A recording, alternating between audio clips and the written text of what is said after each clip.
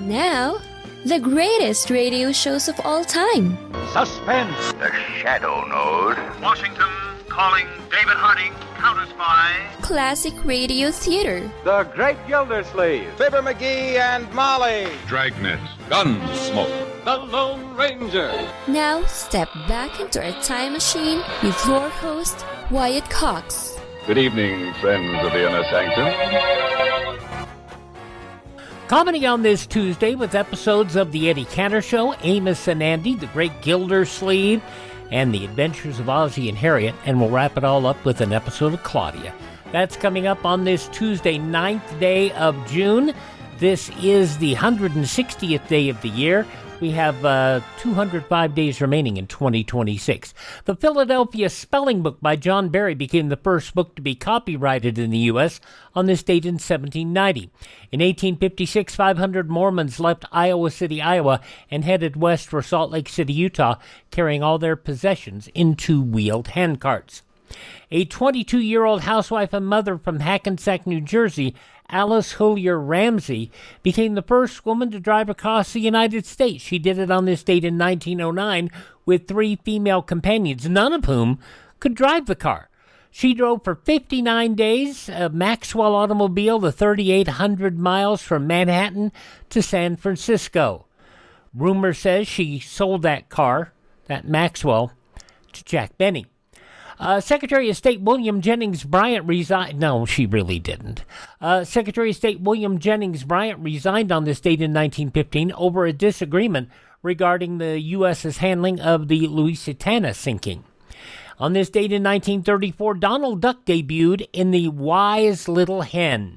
Who's got the sweetest disposition? One can't guess who. Who never starts an argument? Who never shows a bit of temperament? Who's never wrong but always right? Who never dream of starting a fight? Who gets stuck with all the bad luck? No one but Donald Duck. The cartoon based on the fairy tale The Little Red Hen. Joseph Welch, special counsel for the U.S. Army, lashed out at Senator Joseph McCarthy on this date in 1954 during hearings on whether communism had infiltrated the Army. He has been baiting Mr. Cohen here for hours, requesting that Mr. Cohen, before sundown, get out of any department of the government anyone who is serving the communist cause. Now, I just give this man's record, and I want to say, Mr. Welch, that it has been labeled long before he became a member, as early as 1944. Senator, may we not drop this? We know he belongs to the Lawyers Guild. And Mr. Cohen nods his head at me. I did you, I think, no personal injury, Mr. Cohen. No, sir. I meant to do you no personal injury. And if I did, I beg your pardon. Let us not assassinate this lad further, Senator. You've done enough.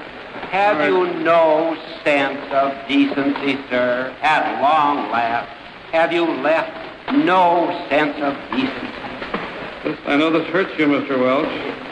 I'll say it hurts. May I say, Mr. Chairman, as a point of personal privilege, I'd like to finish this. Senator, I think it hurts you too, sir. I'd like to finish this. An excerpt of a very long exchange between Senator McCarthy and Joseph Welch, the beginning of the end for McCarthy. He was censured by the Senate in December and died in May of 1957 of acute hepatitis. He was just 48. The USS George Washington launched on this date in 1959 as the first submarine to carry ballistic missiles. Israel captured the Golan Heights from Syria during the Six-Day War on this date in 1967. And in 1968, President Johnson declared a national day of mourning following the assassination of Senator Robert Kennedy. Secretariat won the Triple Crown on this date in 1973, and in 1978 the Church of Jesus Christ of Latter-day Saints opened the priesthood to all worthy men, ending a 148-year-old policy excluding black men. On the late evening of this night in 1980, during the making of the film Stir Crazy, after days of freebasing cocaine, Richard Pryor poured 151 proof rum all over himself and lit himself on fire. Being on fire is a weird thing because you just go, my God, I'm on fire. And you holler for, luckily I didn't breathe, inhale. Everything was exhale, like, help! I didn't ever inhale. I just yelled for about an hour, out. Pryor taken to a hospital where he was treated for second and third degree burns covering more than half his body. Pryor died of a heart attack in December of 2005, 10 days after his 55th birthday. The Rogers Commission released its report on the Space Shuttle Challenger disaster on this date in 1986. The commission found that the Challenger accident was caused by a failure in the O-rings, sealing the aft field joint on the right solid rocket booster, causing pressurized hot gases and eventually flame to blow by the O-ring and contact the adjacent external tank, causing structural failure. The failure of the O-rings attributed to a design flaw, as their performance could too easily be compromised by factors including the low temperature on the day of launch. Premiering in movie theaters on this date in 1993, Jurassic Park. Welcome to Jurassic Park.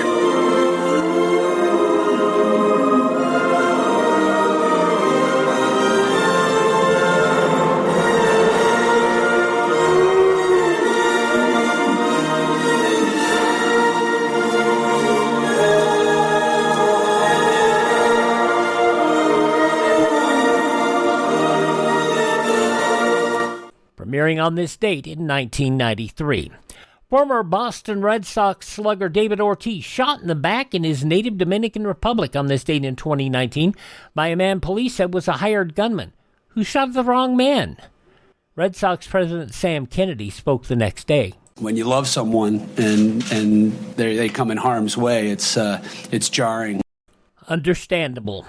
Passing away on this date in history, the wife of Nero, Claudia Octavius, and Nero also passing away on this date 4 years later. Charles Dickens, Alan Ludden, cancer. You know what I think about cancer. Also, Adam West, who had a active here in Little Ely, Nevada. He would stay at the Hotel Nevada here in our town frequently.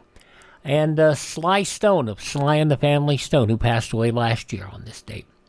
Birthdays on this date of those who are no longer with us include Cole Porter, bandleader Fred Waring, guitarist Les Paul, Robert McNamara, Secretary of Defense, President of the World Bank, also the very funny comedian Jackie Mason, singer Johnny Ace, and Jackie Wilson, the wonderful singer.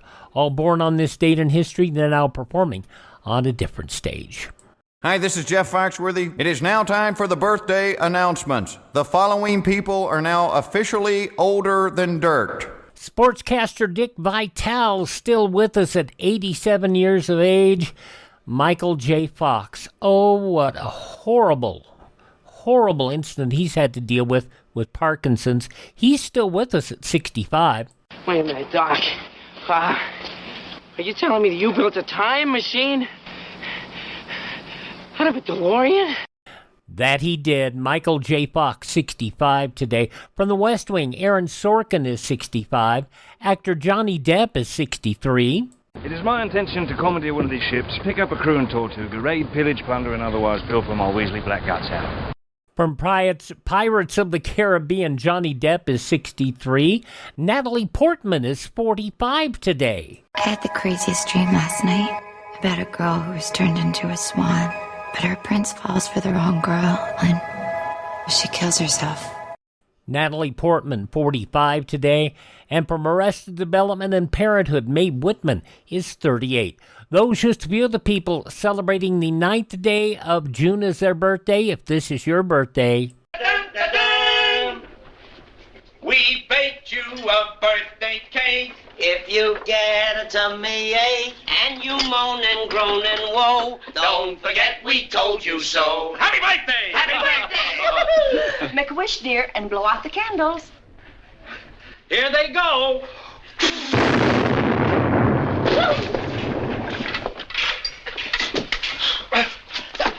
Pure honey and ancient aphtheria blended to bring you what you need, and that is true gut relief.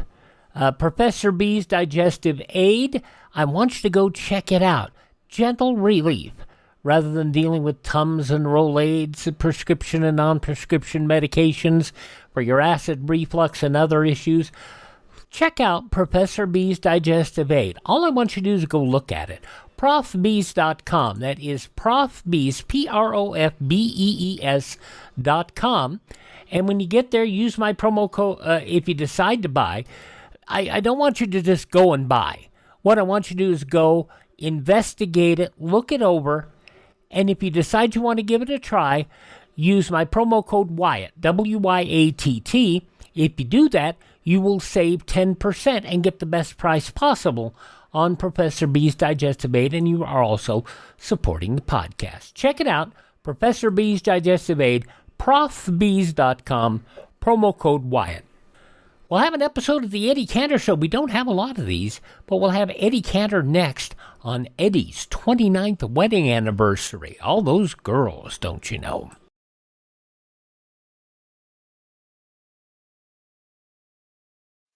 Ladies and gentlemen, the chief hope of our enemies is to divide the United States along racial and religious lines and thereby conquer us. Let's not spread prejudice. A divided America is a weak America. Through our behavior, we encourage the respect of our children and make them better neighbors to all races and religions. Remind them that being good neighbors has helped make our country great and kept her free. Thank you. Classic Radio Theater rolls on here with an episode of the Eddie Cantor Show. This goes back 83 years to June 9th, 1943, and a lot of special guests for Eddie's 29th wedding anniversary.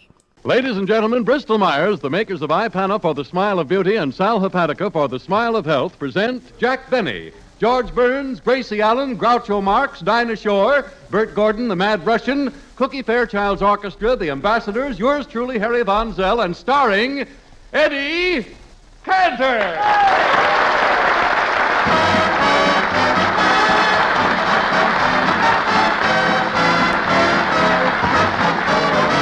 What's the good word, Mr. Bluebird? Did you bring a song to cheer me up today? Give me your word, Mr. Bluebird. Did you come to tell me everything's okay? I've been blue because there was no letter. Seeing you has made me feel much better. What's the good word, Mr. Bluebird, before you fly away? I've been blue because there was no letter. Seeing you has made me feel much better. What's the good word, Mr. Bluebird, before you fly away?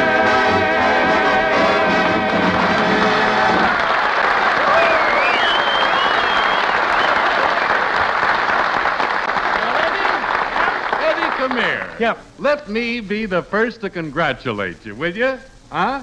What? Ladies and gentlemen, tonight, Ida and Eddie celebrate their 29th wedding anniversary.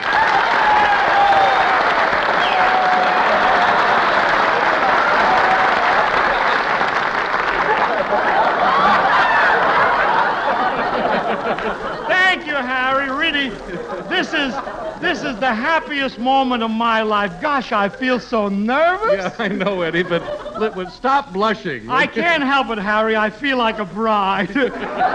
Kiss me. Gee, married 29 years. How time flies. Oh, I'll bet. Seems like only yesterday that Ida told me I was just a ham actor. Oh, really? When did she tell you that? Only yesterday. Harry, I shall never forget my wedding day. All my friends were there. Burns and Allen, Groucho Marx, Al Jolson, Ted Lewis, and a thin little flower girl, Sophie Tucker. That day she had 2 roses pinned to her dress. Today she can wear Griffith Park for a corsage. Well, that must have been quite a wedding, Eddie. Oh, yes, it had all the trimmings, you know. We even had 2 pairs of shoes tied to the back of the car. Oh, 2 pairs of shoes? Yeah, what a lovely couple we made. As the band softly played the wedding march, Ida and I strolled down the aisle barefoot. Oh. Harriet was awful. When the man said, "Do you take this woman to be your lawful wedded wife?" Yes. I said I do and slipped the ring on her big toe. But I'm really getting a big kick out of my anniversary. Just this morning, Harry Von Zell, I looked at our wedding license. Oh. You should see it, Harry. It's all wrinkled and practically falling apart. Oh, well, you're not exactly holding together yourself. No, but, Eddie, when you and Ida were married, you lived in New York, and right after your marriage, you got your first break in the Ziegfeld Follies, didn't you? Ziegfeld, right after, that's right, Harry. Oh, boy. Boy, I'll bet you must have loved being around all those Follies girls, Eddie. Well, Harry, it was just a job. It was a job, you know, Harry. Honestly, like working in a candy factory. After the first day, you don't look at the candy. But, oh, that first day. Oh, gosh. Say, when you were around all those beautiful girls, didn't Ida get jealous? No, not Ida. She didn't, no. I used to stand and look in their dressing rooms every night, and the girls would even wink at me and invite me in. And you didn't go in? No, Harry, I always stood at least 4 feet away. That was as far as my chain would go. Well, anyway, Eddie, I bet you missed those good old days. Yeah, especially the food. The things you could buy for $1 29 years ago, eggs were 15 cents a dozen. You could get a chicken for $0.25, and get this sirloin steaks 19 cents a pound. All that for $1, and the butcher would throw in yet 2 pounds of calf's liver for the cat. Free, he would throw that in, Harry. Hey, Eddie, what is that sound? That's the audience drooling.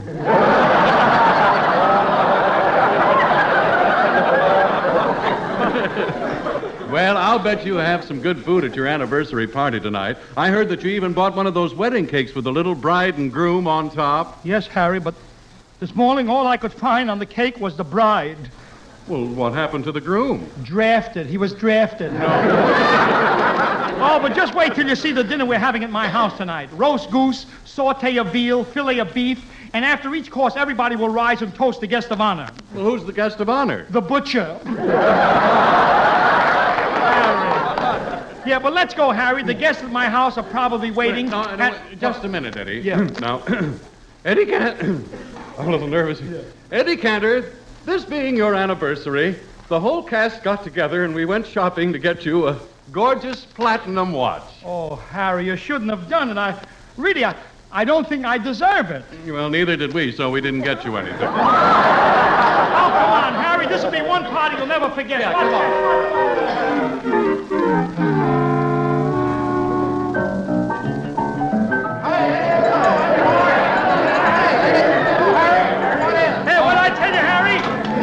So many people in the place. No, hey, look, there's Ida. Hello, Ida.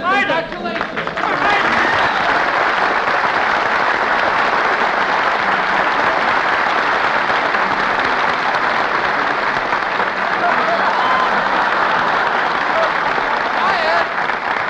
Quiet, everybody, please. Here is Eddie and Ida's first anniversary gift of the evening. Dinah Shore singing Let's Get Lost.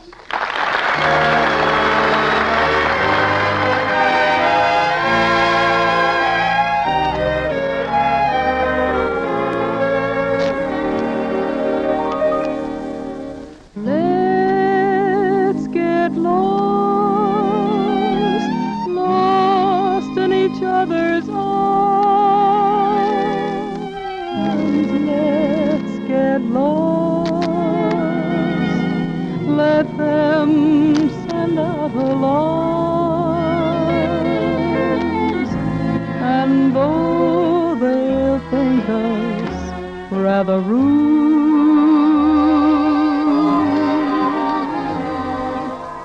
Let's tell the world we're in that crazy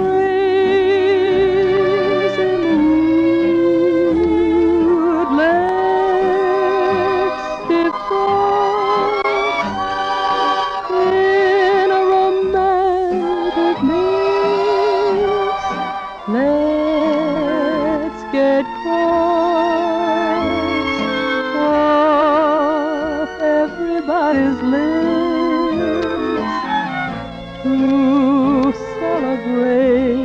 this night we found each other distant.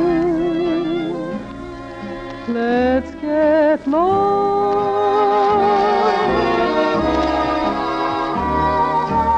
Let's get lost in each other's arms. Let's get lost. Let them send out a line to celebrate this night we found each other distant. Let's get lost.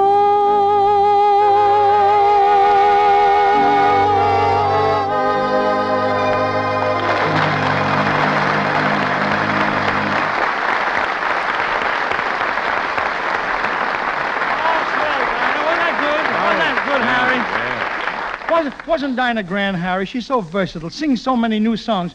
Gosh, I just can't get over how different show business was 29 years ago, Harry. It was, huh? In those days in vaudeville, you could use an act for years. Would you believe it? I used to repeat the same jokes week after week after week. It was just a case of traveling from one city to another to do it. Yeah, well, it's certainly different with radio. Well, of course. Oh, now you don't travel. He laughs at his own. All right, so I occasionally repeat a joke. My motto is that anything worthwhile can stand repetition. And it's a good policy for you to follow, too, Harry. Me? Yes. Take the advice you give our listeners about how they can feel better faster. That's mighty worthwhile and worth repetition. As a matter of fact, why don't you repeat it right now, Harry? All right, thanks. I will, Eddie. Ladies and gentlemen, the next time you wake up in the morning feeling headachy and out of sorts due to the need of a laxative, remember that Sal Hepatica helps you feel better faster. Because then Sal Hepatica brings quick, gentle relief, usually within an hour.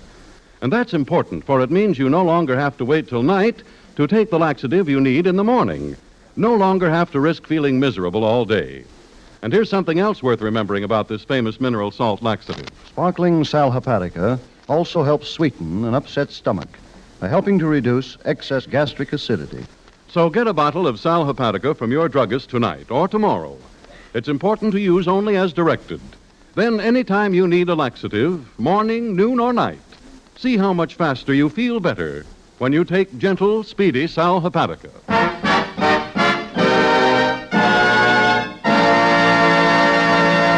How about some grub? Eddie, your guests are getting hungry. Well, I know it, Harry, and I can't understand what's delaying their food. Gosh, by now they should have salads and hors d'oeuvres too, but where is my chef? How do you do? I've gone to the Mad Russian. Russian, I wanted a French chef for my party. Russians don't make good cooks. No, who do you think is cooking Hitler's goose? You're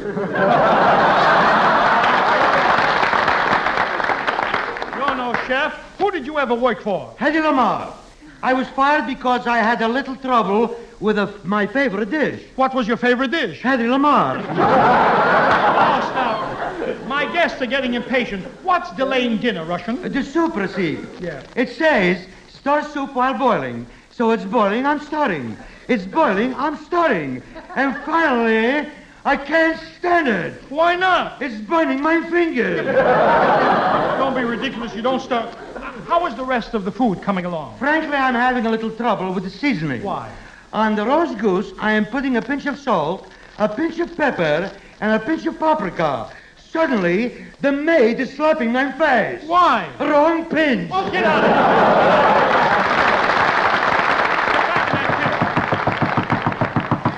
here. Yes, Cookie. Oh, Master, some guests are arriving. They are? George Burns and Gracie Allen.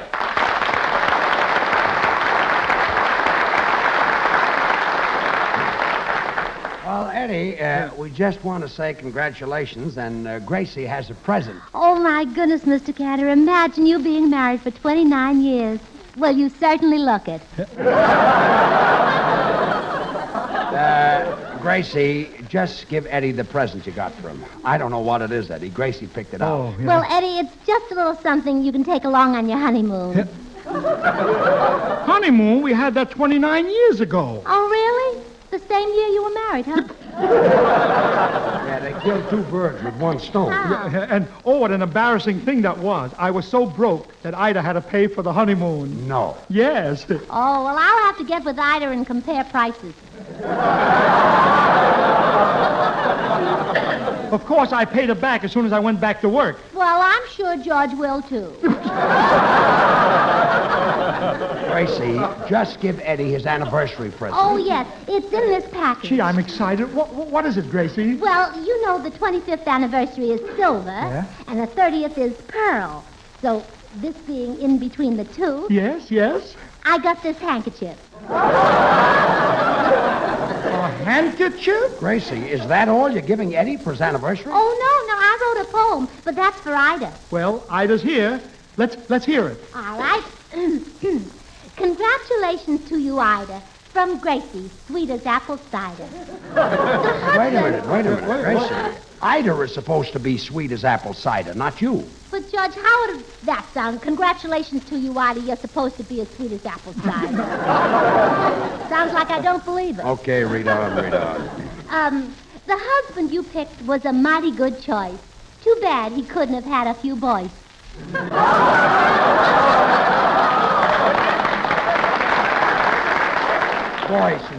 Boys, yeah. Yes. I'm sure he's kind, a good protector. I'll bet you're glad you married Hector.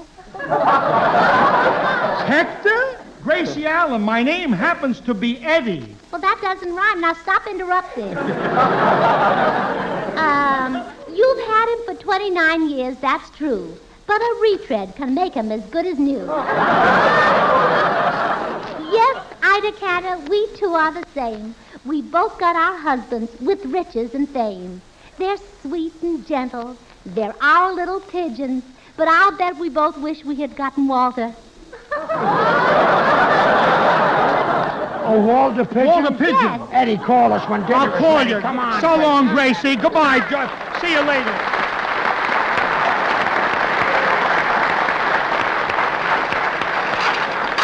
Wait a minute. What is that racket? Cantor, I am serving a sizzling platter. And look how fancy I've placed the roast chicken on his back. On his back. Russian, that chicken is standing on his legs. Give me a stick, I'll kill it. A fine chef. I hope you killed the roast goose. Don't worry. He's a dead pigeon. Yeah. That goose is now sizzling in the oven at 400 degrees for Fahrenheit. I sneeze. No. You don't? I can't help laughing at you. At who? At you. Gesundheit. No. You're crazy. I didn't sneeze. You didn't? Then give me back my Gesundheit. Okay, stop it. Look, are you sure you put the roast goose under a hot flame? Well, positively. Well, tell me, how did you dress him? I just put him in one of your old suits. No, you're impossible. Listen, Russian, when the roast goose is ready, have my English butler serve it. You got an English butler? Well, of course. Has he got bushy eyebrows and a very British face? Well, that's right. No wonder that roast goose was wearing a monocle. Get back in the kitchen. Get out of here.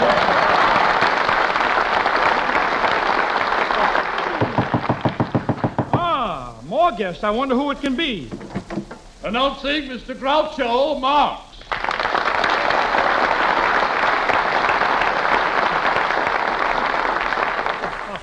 Well, this is a surprise. Eddie Cantor's I live and breathe. What's such a surprise? You're still living and I'm still breathing. Well, anyway, it was nice of you to drop in. Aren't you going to congratulate me? Why, of course. What is it, a boy or a girl? Groucho, look at me. It's Eddie Cantor. Well, that's pretty confusing. You gave birth to Eddie Cantor? No, Groucho, it's my wedding anniversary. Don't you understand? I've been married 29 years to the same woman. Well, there's no use getting mad at me. You've got no one to blame but yourself. No, Groucho, please understand. I've been married 29 years to the same woman. Well, don't give up now. Just hang on. And if nobody calls for her at the end of 30 years, she's yours. Oh, Dinah, will you come in? Come here, will you? Groucho, I'd like you to meet a lovely Southern belle. This is Dinah Shaw. Why, Mr. Marx, it sure is a pleasure. Well, it sure is a pleasure to meet you, Miss Shaw, I'm sure. Thank you. I'm mighty pleased at making your acquaintance, sir. Listen, kids. Quiet, Yankee.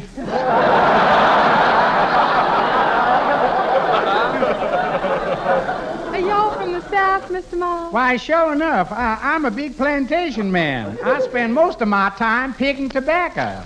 By the bale? No, by the butt.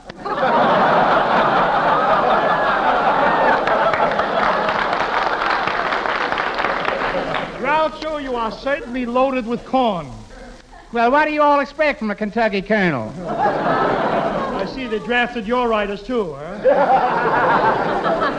What's that? I said you ought to have new writers. I've got new writers. I've had a pain in my shoulder for the last 3 weeks. See you later. Bye now. Goodbye. Yeah, Groucho, how about some champagne? You can have your choice. Veuve Clicquot. I've made my choice. Quiet. I mean to drink. Veuve Clicquot, vintage 28, or Paul Roger, bottle 32. Here comes the plug. I'd rather have a short beer, draft 15. Make it Pabst Blue Ribbon. After all, I have 2 children and a sponsor to support in Blue Ribbon Town. All right, you got that in mind. But Groucho... Yes, it was a pretty long speech. You'll enjoy drinking champagne. Pretty dull speech, too. You'll enjoy drinking champagne, Groucho. Would you mind me making that speech over again? No! Will you stop now? We're late already. Look. You'll enjoy drinking champagne. Don't you like to have Bubbles tickle your nose? I don't know. I never met Bubbles. What's her phone number? Maybe she'll let me tickle her nose. Who knows? Oh, you fool. This is a great party, isn't it, Groucho? I feel marvelous. Just think I've been married 29 years. Yes, Eddie, it's wonderful. Marriage always makes me feel sentimental. I'll never forget the time I went on my honeymoon. I cried like a baby. Why? You know a better way to get to Niagara Falls than half fare? Soup's on! Oh! Frighten me like that. Wait, Russian. When you say soup's on, why do you scream? It's on me. Quiet. Groucho, this is my chef, the Mad Russian. Well, with a face like that, I'd be mad, too. Let me congratulate you, Russian. I've seen off-the-face hats, but this is the first time I ever saw an off-the-face face. That calls for a duel, sir. And there's only one thing that keeps me from fighting for my honor. And what's that? Who's got honor? He wants to fight a duel. Why, Russian, if you were half a man. Wait a minute, you are half a man. What happened to the other half? Meat shortage. Back in the kitchen, monster. All right, Russian, remember to serve some Philadelphia cream cheese. Understand? Philadelphia cream cheese. Right, I'll be back in a sneeze with the cheese. Gesundheit. All right. Well, I'll see you later, Eddie. My feet are killing me. I think I'll take off my shoes and rest my feet. Or maybe I should take off my feet and rest my shoes. I can always get another pair of feet. Groucho, if I don't see you later, thanks for coming to my wedding anniversary. Why, Eddie, are you married? Of course I'm married. Where do you think I got my 5 children? Out front, applauding like mad. Oh, get out.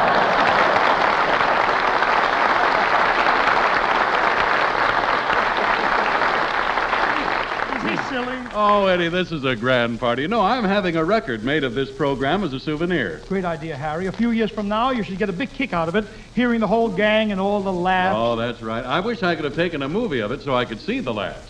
See the laughs? Yeah. Well, at least the smiles, especially of Gracie and Dinah. Yes, Harry. They've been having a lot of fun, and it's a pleasure to watch them. Yes, you're right. It is a pleasure, Eddie, and they certainly bear out what we've been saying about lovely women having attractive smiles. You know, Eddie, they prove a point everyone agrees on, the importance of an attractive smile to a woman's loveliness. But not everyone gives his smile the intelligent care it deserves. And it's so easy, ladies and gentlemen, when you see your dentist regularly and between visits faithfully use iPana toothpaste and gum massage. Because healthy gums are mighty important to sound teeth and sparkling smiles. And iPana is not only unsurpassed for cleaning and brightening teeth, but when used with massage, it is especially designed to give gums the stimulation they need to help keep them firm and healthy. So adopt this famous healthful routine. Brush your teeth regularly with iPana toothpaste. And every time you do, put a little extra iPana on your brush your fingertip and massage it on your gums. Yes, ladies and gentlemen, for firmer, brighter teeth and naturally a more attractive smile, decide now to massage with iPana toothpaste.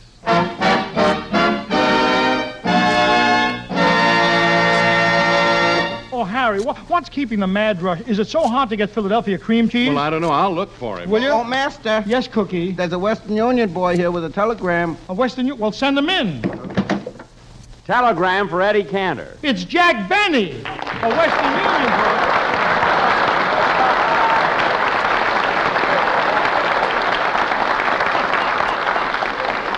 Jack, you're delivering a telegram? I don't understand. Well, it's very simple, Eddie. See, I went to Western Union to send you an anniversary wire. Then I figured till they're able to send you a boy, you'll be waiting and waiting. And you know, Eddie, you know what it is to wait for a boy. But, Jack, it doesn't seem right for you to deliver your own telegram. Why not? I paid for it. I paid for every word of All it. right. Myself. All right, read it, Jack. Read it. Certainly I'll read it. I paid for it. I know. Out of my own money. I paid for the telegram. Jack, you told me you paid. I paid out of my own shoes. All right. All right. What does it say? It says to Eddie Cantor, Beverly Hills. And it's a straight wire. This is not a night letter. I know. I paid for a straight wire. You told me. I know. Read it. Will you please read it? No, I can show you the receipt. Please, Jack, read it. Receipt from Jack Benny, 35 Not the cents. receipt. The wire. Read the wire, will you? You mean the one I paid for? Heartiest congratulations on your anniversary. Good luck to you and. Well, go on. Go on, Eddie. That's 10 words.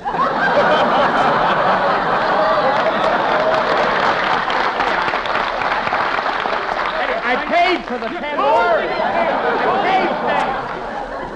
But, Jack, the wire is unfinished. Good luck to me and who? Who, Jack? Who? Eddie, if you don't know your wife's name by now, don't blame me. I mean, who else could it be? Aunt Jemima, Count Fleet? Who is it? All right, Jack. You wrote out a wire to me. It's very nice. You delivered it personally.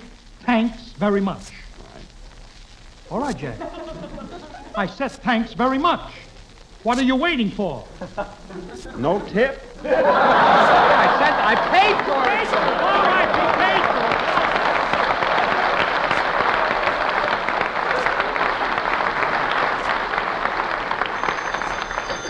How do you like that, Jack? Hello? Long distance for Eddie Cantor. Long distance? What? I'll take it. Hello? Camper, this is Matt speaking. It's terrible.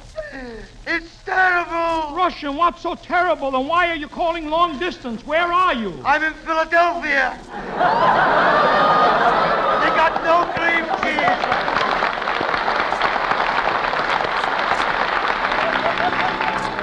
Listen, Eddie, I'm sure Jack Benny and Burns and Allen and Groucho Marx and all of your guests would enjoy hearing you sing some of your songs that were popular 29 years ago. How about it? By the sea, by the sea, by the beautiful sea, you and I, oh, how happy we'll be.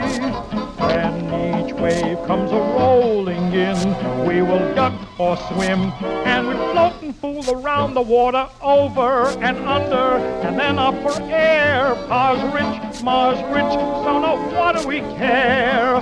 I love to be beside your side, beside the seaside, by the beautiful sea. When you are a tulip, a sweet yellow tulip, and I wore a big red rose. When you caressed me, 'twas then heaven blessed me. What a blessing, no one knows. You made life cheery when you called me dearie. 'Twas down where the blue grass grows. Your lips were sweeter than julep when you wore a tulip, and I wore a big red rose. I love the cows and chickens, but this isn't life.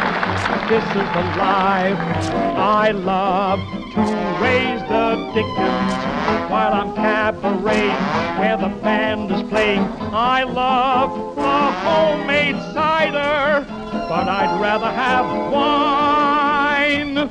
No more picking berries, me for cocktail cherries. This is the life, this is the life, this is the life for mine.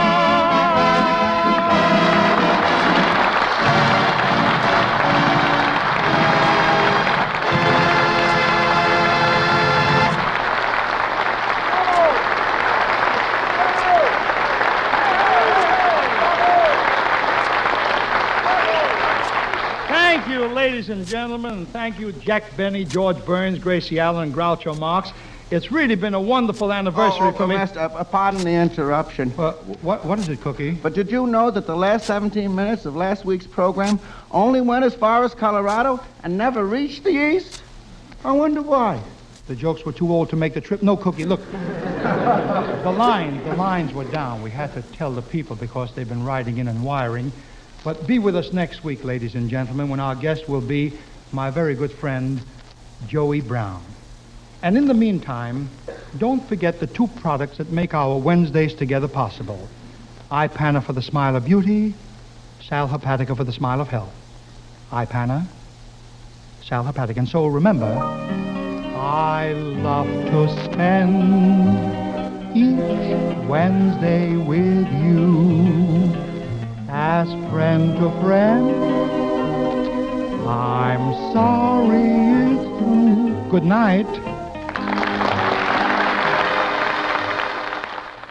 83 years ago, June 9th, 1943, the Eddie Cantor Show here on Classic Radio Theater with Wyatt Cox. Up next, a rare June episode of Amos and Andy.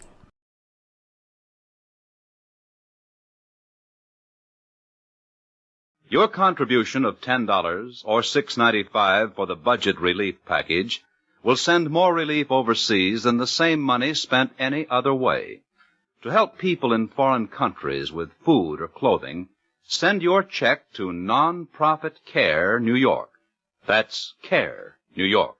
Send your check, your name and address, and full particulars about who's to get the package. Care will do the rest. Now, this shows as an Armed Forces recording, but it also has a news bulletin in it. So let's listen to this from 82 years ago.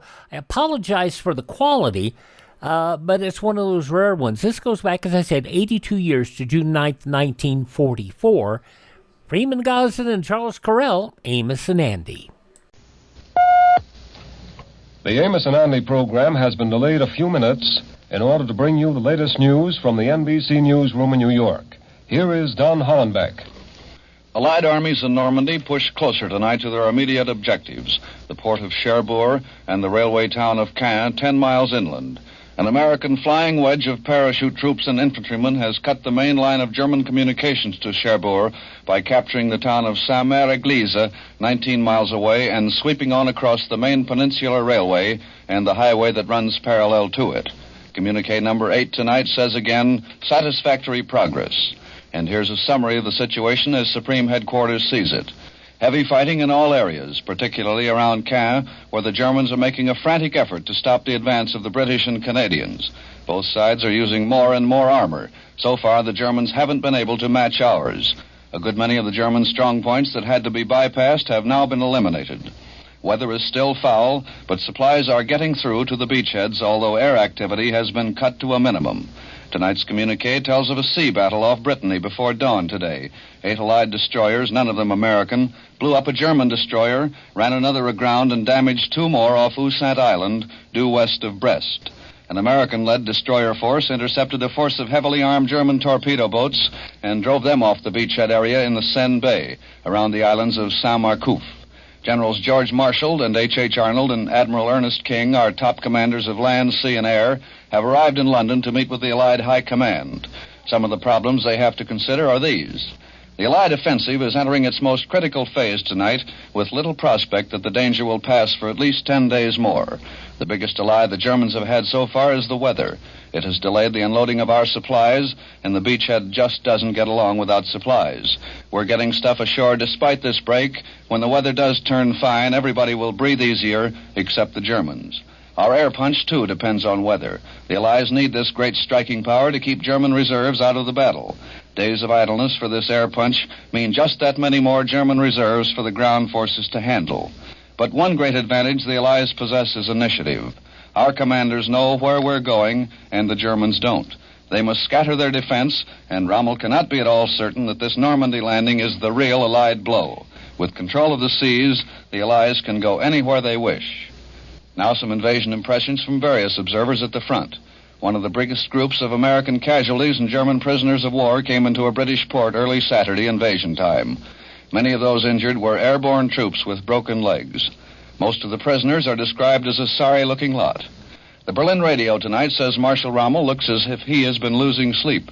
Well, that's one German report it's a pleasure to believe. And in case the German people are wondering why Goebbels hasn't done a little article on the invasion, the Berlin radio explains today that Goebbels' paper Das Reich had gone to press just too early for the big doings, so he got scooped. And finally, one lonely Japanese has showed up on the German side in Normandy, not as a soldier, just as a ditch digger. Americans who put him in the prisoner cage with some of the master race said he looked so sorry. Now a roundup of news on the other fronts today. The Japanese fleet, which has been so coy, has been leading with its chin. Tonight, General MacArthur's headquarters announces the sinking of 4 Japanese destroyers off the western coast of New Guinea by Mitchell bombers. A day or two, liberators damaged a heavy cruiser. Shortly before that, another destroyer had been sunk. General progress is reported on the Asian mainland, except at Changsha, where the showdown battle is developing. More good news from the Western Oceans. A joint Anglo-American statement tonight says Allied shipping losses during May in the Atlantic were the lowest by far of any month of the war. For every United Nations ship sunk, several German submarines are being sent to the battle. To the bottom, I beg your pardon. Allied troops still have it all their own way in Italy. The whole front is now in motion, with gains up to 55 miles north of Rome. Announced today are the capture of the important towns of Viterbo and Tarquinia.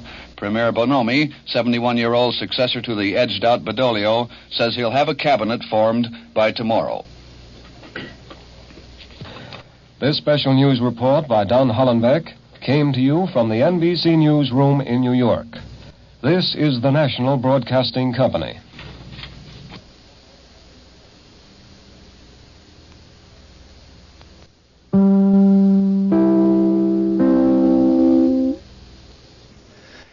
Andy, will you please come on? Wait a minute, Amos. What's going on here? It's the Amos and Andy Show.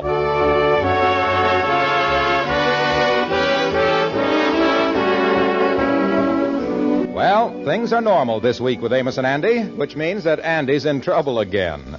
This time the trouble is in the form of some bills which he has neglected to pay. As we look in on him now, we find Andy sitting in his office talking to Fred Gwindell. Just look at these bills all over the desk here, Fred. I wish I could think of some way to keep them from coming in here all the time. They bothers the life out of me. Well, Brother Andy, you could get a job, you know, and pay for them. Oh, well, they don't bother me that much.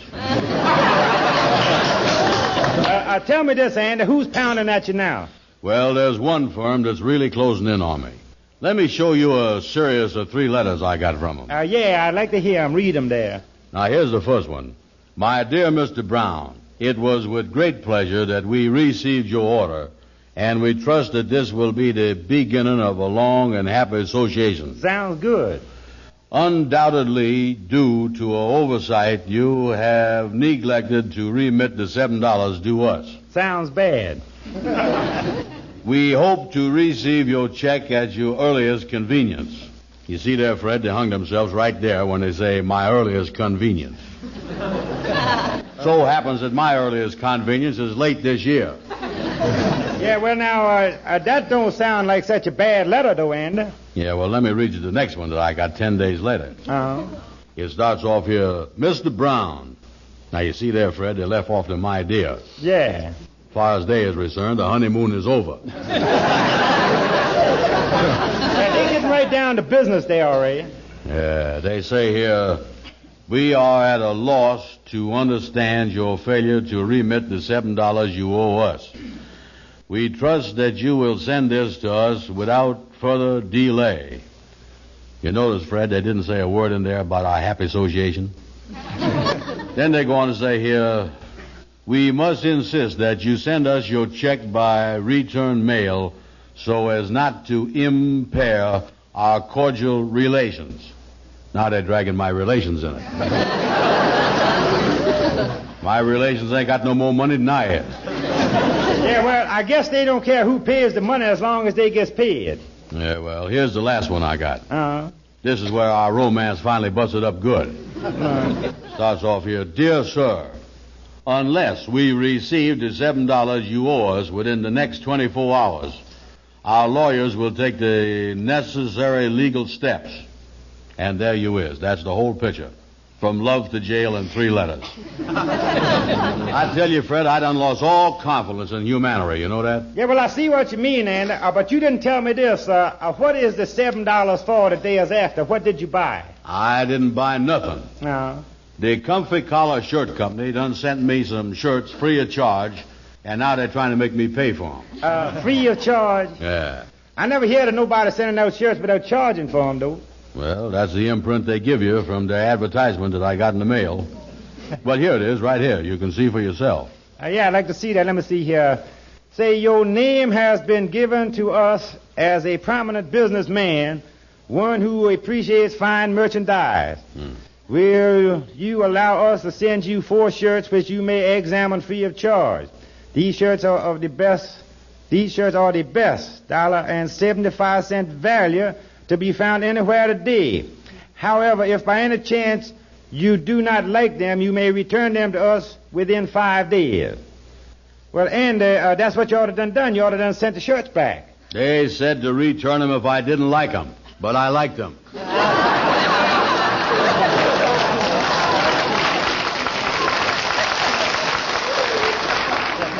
Yeah, well, I grant you that, Andy. The ad is a little confusing, but no matter how you read it, you still got to pay them for the shirts or send them the shirts back, one of the two. You know, Fred, you was beginning to sound like you was on their side. I ain't got no money and the shirts is gone. Well, can't you get them back, Andy? No, I can't get them back, and I'll tell you why. Why? The day that the shirts was delivered, it was Amos's birthday. Yeah. I was sitting here in the office when Amos walked in. I done clean forgot about Amos's birthday, and I didn't get him no present, and there was nothing I could do but give him the shirts. Yeah, well, Amos is a pretty good friend of yours. Why don't you try to get him to give you the shirts back again? Yeah, I guess that's the only thing to do to stay out of trouble. I'm going to call him on the phone.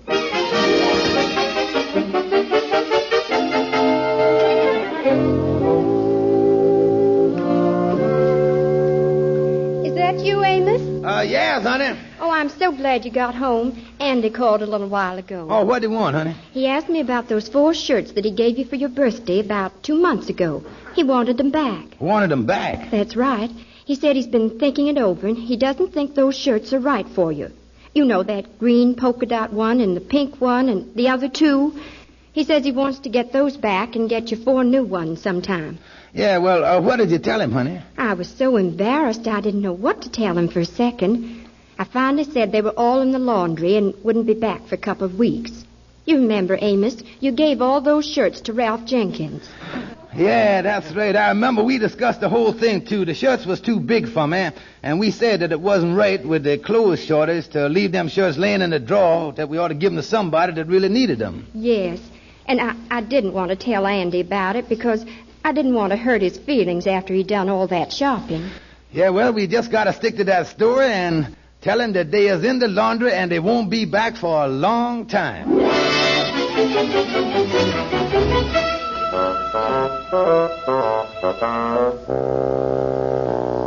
And so, Kingfish, in a nutshell, there's the mess I is in. I can't get the shirts back in time. Yeah, I see what you mean there, Brother Andy, but how does this concern me? Well, I want you to help me, Kingfish, because I know you is like a eel when it comes to squirming out of things like this.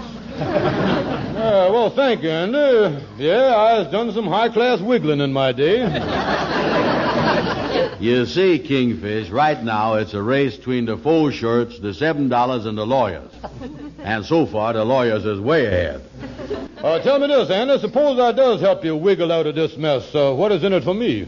Well, of course, I ain't got no money right now. Well, in that case, you've come to the wrong man. I'm strictly a cash wiggler.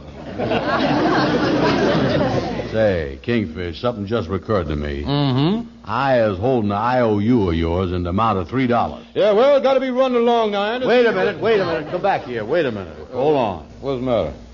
Besides that, it also just recurred to me that there's a law that say that nobody can't give credit for more than 60 days.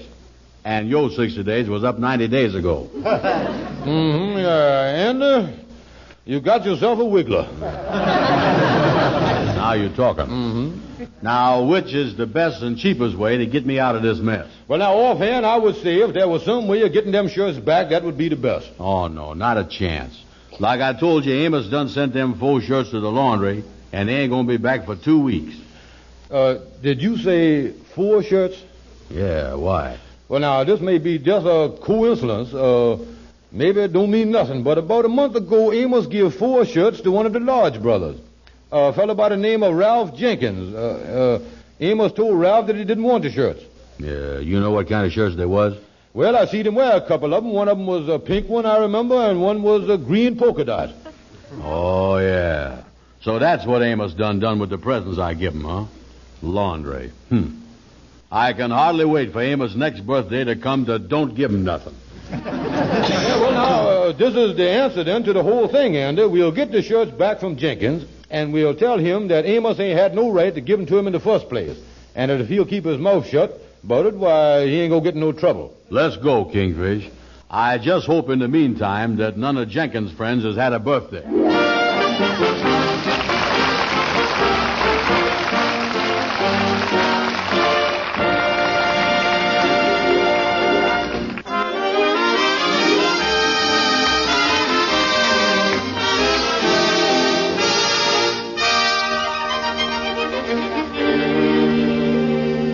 We left Andy and the Kingfish on their way to get back the shirts, which Amos had given away to Ralph Jenkins. As we picked them up now, we discovered that the task of retrieving the shirts was not as difficult as the boys had imagined. Kingfish, I never thought we'd get these shirts back from Ralph Jenkins as easy as this. Yeah, lucky thing his door was open, Andy.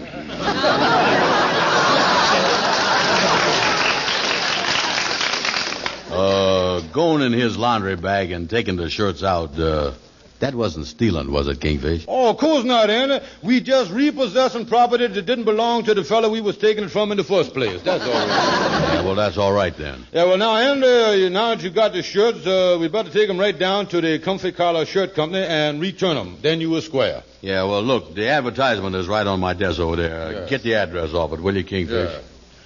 Yeah, the address here is way downtown. Say, this really was an offer they made you, wasn't it? $1.75 value. Uh-oh. What's the matter? Didn't you read this? Read what? It say here, in the event that you decide not to keep these shirts, you may return them to us, providing they has not been worn. Oh, me. You know, Kingfish, that Comfy Collar Shirt Company is out to get me.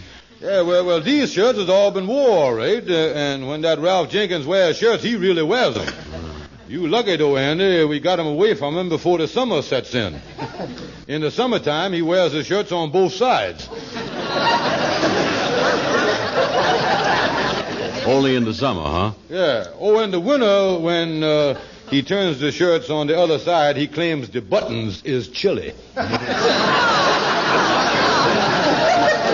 Well, I don't know what we're going to do now, Kingfish. They ain't going to take these shirts back. Yeah, well, wait a minute. Who is this coming in here? How do you do, gentlemen? My name is Jack Stanley. I'm looking for a Mr. Andrew Brown. Well, I is Andrew Brown. Well, I'm from the Comfy Collar Shirt Company. Andrew Brown ain't in. I'm glad to meet you, Mr. Brown. I have some great news for you. These Comfy Collar shirts that you ordered are the finest shirt value in this country today. Yeah, but I'm the customer contact man, and it's my job to go out and straighten out little difficulties such as you've been having here with these 4 shirts before the lawyers step into the picture.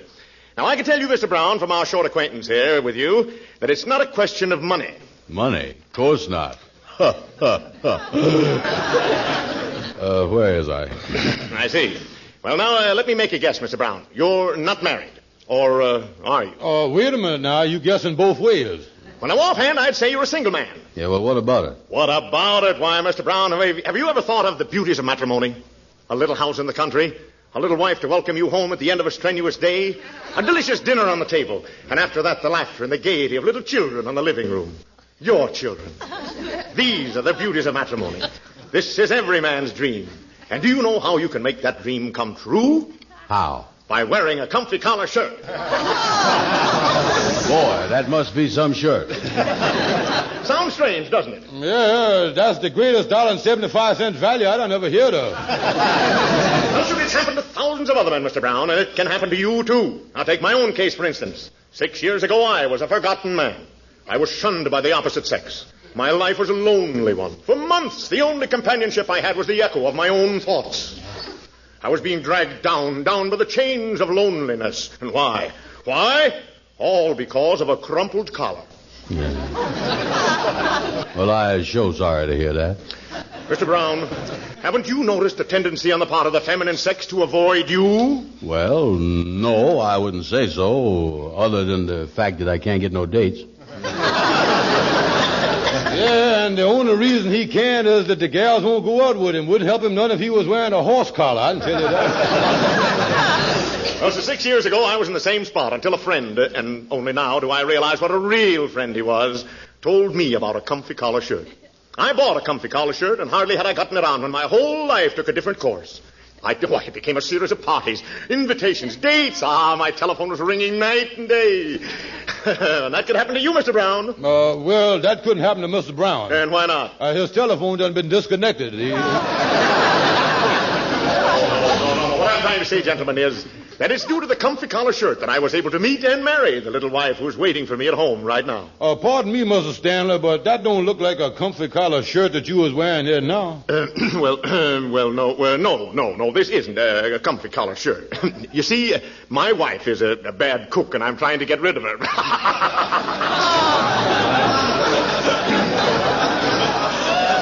Well, Mr. Brown, have you made your decision? Are you going to send us the $7 or return the shirts, or what? Well, tell me this, miss. If I decide to return the shirts, is they got to be like new? Absolutely, they can't be worn. Yeah, well, then I don't know what I'm going to do.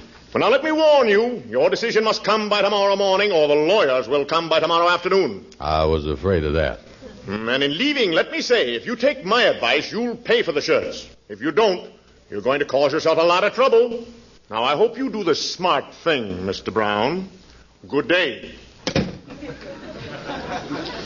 Kingfish, my only chance to make is to make them shirts look like they ain't been wore. You know that? And that's what I'm going to do. Now, wait a minute. How can you unwear a shirt? We're going to wash them, Kingfish.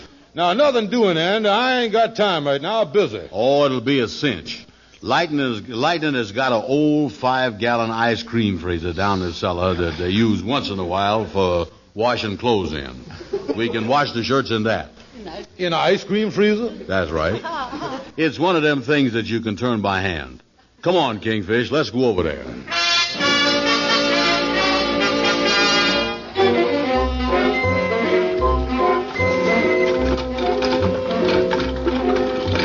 And you ain't got a bigger apron than this for me, is you? Yeah, you're getting splashed up there a little, huh? Lightning, hold it for a second. Aye, sir.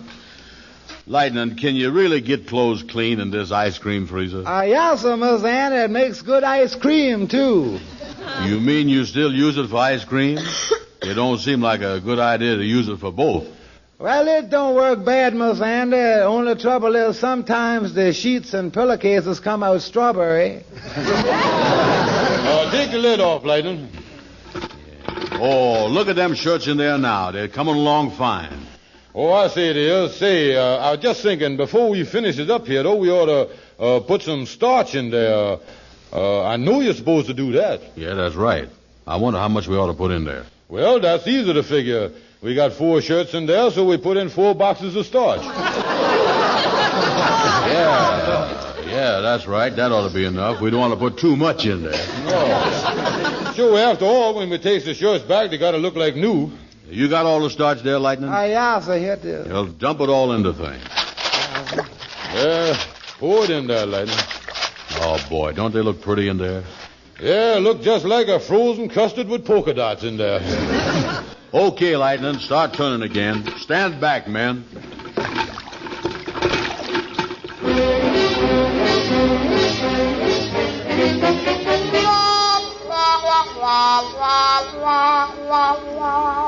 Say, I wonder if we didn't put too much starch in these shirts, Andy. Well, this is the last one. Now there's all iron. Yeah, help me fold the sleeve back on this one, will you? Catch hold of the cuff there and push. Yeah. Yeah, that's right. Now, come on, push. Push harder, a little more. Okay, that's got it. Too much starch in there, all right. Careful now, Lightning. Don't drop them shirts. They're liable to crack off on you. Just stand them up in the corner. Say, look here. Don't you think they're going to notice this scorch we got on the front of this shirt here? Oh, no, the starch will cover that up. We'll sprinkle some on there. Well, as soon as Lightning come back with the wrapping paper, we'll wrap them up and take them back to the company. Yeah, now, I was really surprised that these shirts come out as good as it did after taking the beating it did in the ice cream freezer. Wait a minute, Kingfish. Wait a minute. Let's look at these shirts. What is the use of kidding ourselves? There ain't a chance in the world the company taking these shirts back. A 2-year-old child could see that they've been wore and done over. You know, and I was just thinking, Amos is the cause of a lot of this trouble. If he didn't like the shirts in the first place, he ain't had no business giving them away. He ought to give them back to you. And then you could have took them back to the company unwore. You wouldn't have been in no trouble then. Instead of that, he gave them to Ralph Jenkins. He wore them, and now it's a mess. Yeah, that was a mean trick, Amos, all right, giving away a birthday present. He is what you call the Indian receiver. And if I was you, I would take these shirts back to the company and throw the whole blame on Amos. Yeah, that's exactly what I'm going to do. I'm going down there right now and start throwing.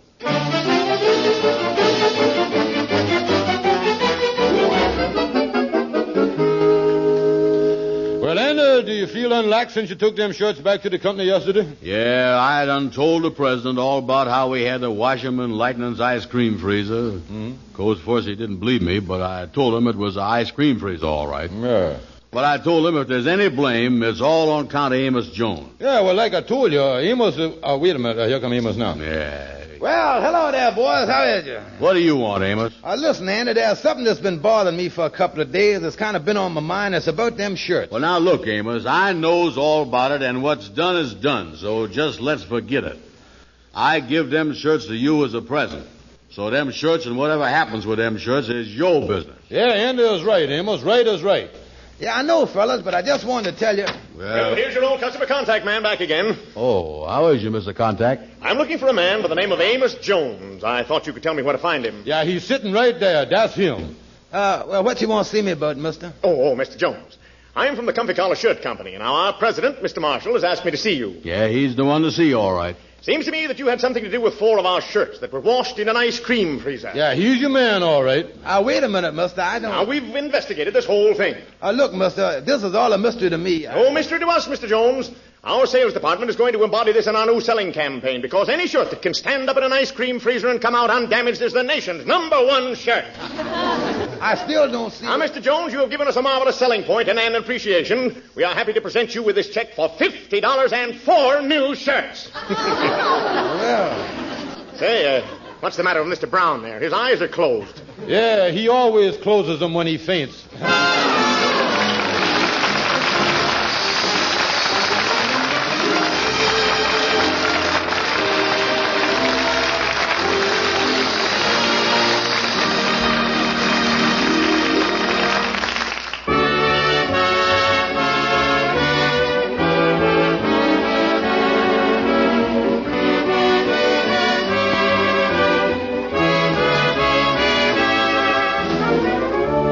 Be sure to tune in again next Friday night at the same time when Amos and Andy will present their closing show before leaving the air for the summer.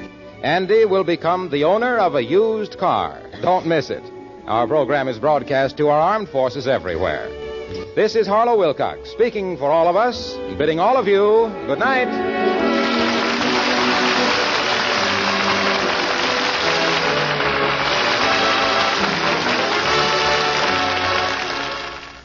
82 years ago, June 9th, 1944, Amos and Andy here on Classic Radio Theater with Wyatt Cox.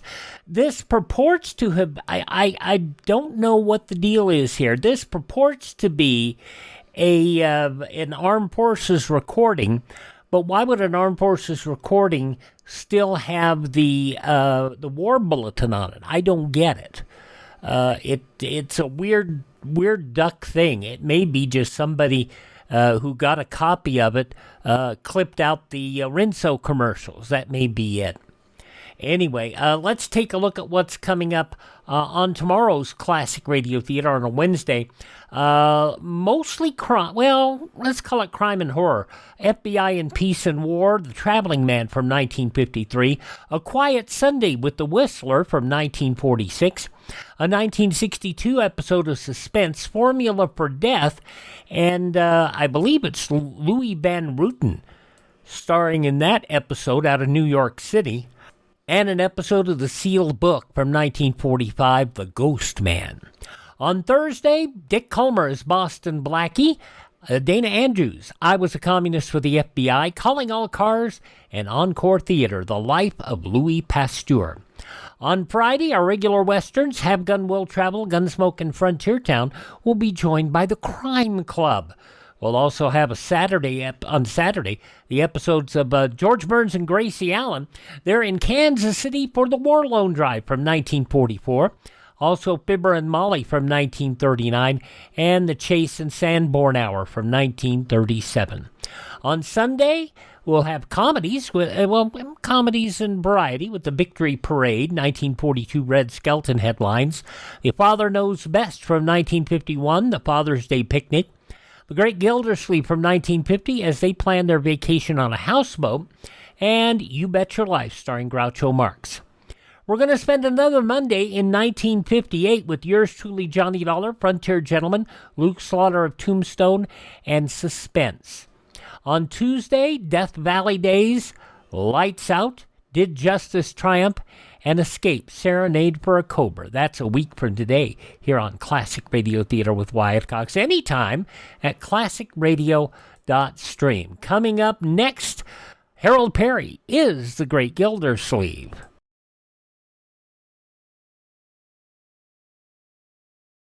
Ladies and gentlemen, in the next 7 years of bigger and bigger enrollments, America's grade schools will need nearly 250,000 extra teachers, besides those to fill normal vacancies. This great need, plus the growing public interest in education and improvements in schools, make elementary school teaching a more rewarding career than ever, a career that high school and college students should certainly consider. Education holds America's future, perhaps your future.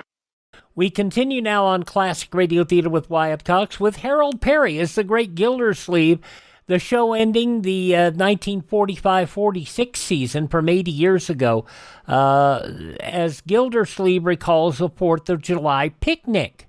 And, of course, because they weren't on the air in the summer, they couldn't do a show about the 4th of July picnic otherwise. Let's listen. The Kraft Foods Company presents The Great Gildersleeve.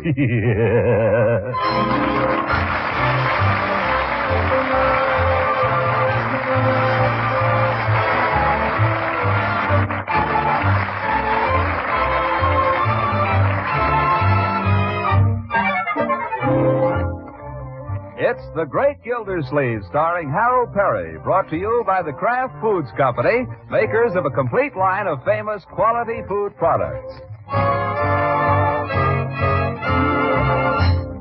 For the past couple of weeks, we have been recalling to you some of the Great Gildersleeve's early experiences. Tonight, the great man wants to talk about one of the biggest days in his whole life. We give you now Throckmorton P. Gildersleeve. Well, sir, as long as I live, I'll never forget last 4th of July.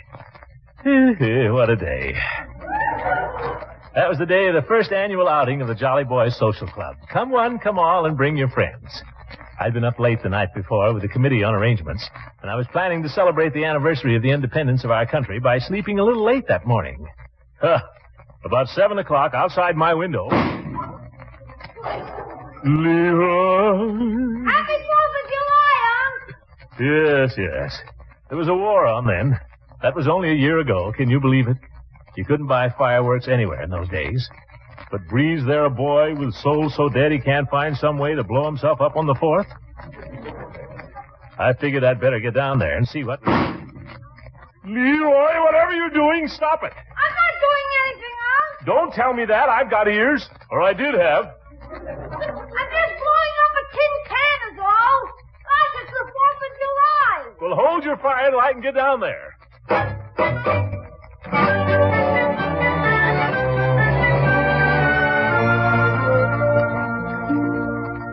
You can't deny a small boy the 4th of July. That's his day.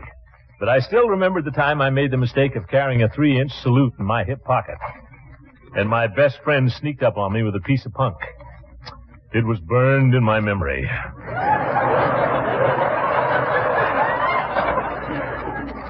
I didn't want anything like that to happen to Leroy, so I got up and shaved and got dressed. Put on my white Palm Beach suit and my white canvas shoes that I hadn't worn in years, and hurried downstairs. Breakfast was a rather disordered meal that day. I guess we were all a little excited. Marjorie kept jumping up and down and rushing off places. I finally told her to sit down. Marjorie, I said, for heaven's sake, light somewhere. But I'm all through, Uncle Mort. I don't care. Sit down. You make me nervous. But I'm supposed to be helping Bertie make the lunch. That can wait till after breakfast. One thing at a time here. Where's my cereal? Leroy, wipe your chin. Bertie, I'm ready for my cereal. We ought to get a bell. Here you are, Mr. Gildersleeve. Leroy, how about you? Oh, What's this you've given me, Bertie? That's it. Oh, my goodness. That's the chopped olives for the sandwiches. Olives are my favorite fruit, Bertie, but not for breakfast. Oh, I'm sorry, Mr. Gildersleeve. That what comes from making lunch and breakfast at the same time. I only hope I didn't go and spread the oatmeal on the sandwiches. Bertie's a scream this morning. How do you like her with that cap over her eye? I really ought to go out there and help her. Sit still, my dear. You'll only add to the confusion. She'll fight her way out of this. What time are we leaving for the picnic grounds, Unky? Well, Floyd should be coming by here for us about 11.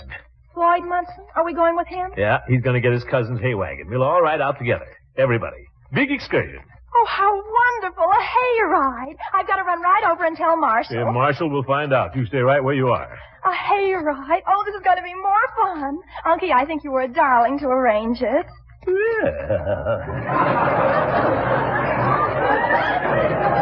And don't you look pretty in your nice white suit? Doesn't he look pretty, Leroy? He looks like the good humor man.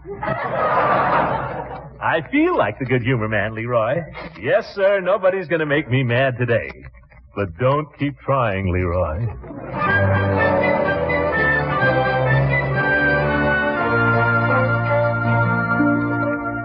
Well, we had work to do that morning, but all of a sudden nothing would do. We should drop everything and hang out the flag. Well, what's the use of having a flag if you don't hang it out on the 4th of July? All right. So you tramp upstairs to the attic. 2 flights.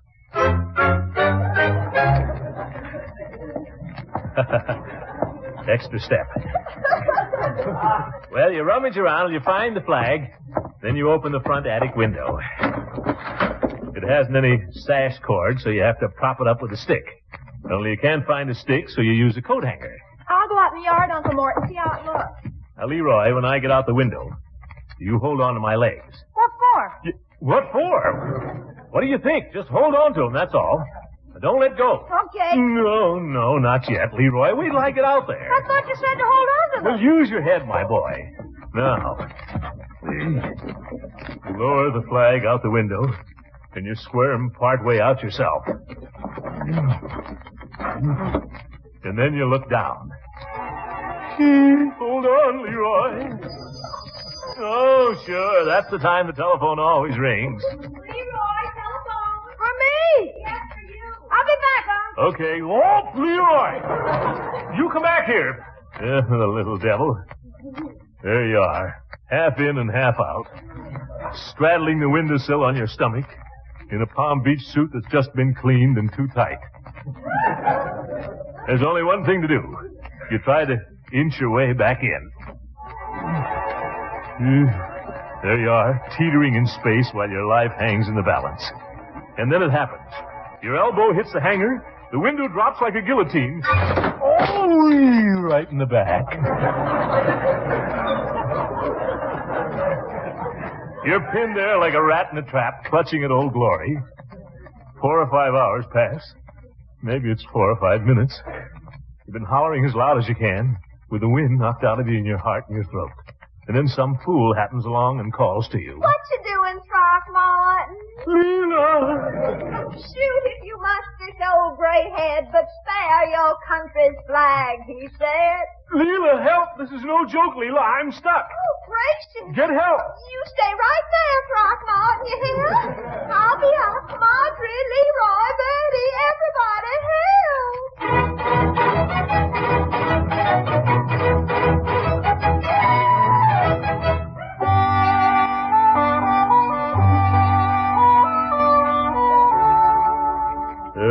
Safe at last.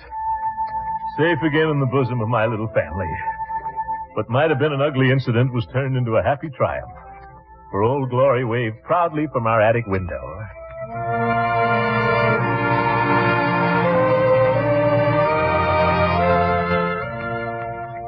We all went out front to look at it. And we all agreed that it looked just fine there. It looks just fine there, Throckmorton. Just fine. It looks beautiful. Yeah. How do you like it, Bertie? Mr. Gildersleeve, if I had my way, I'd leave it there all the time. Yes, sir, it looked fine.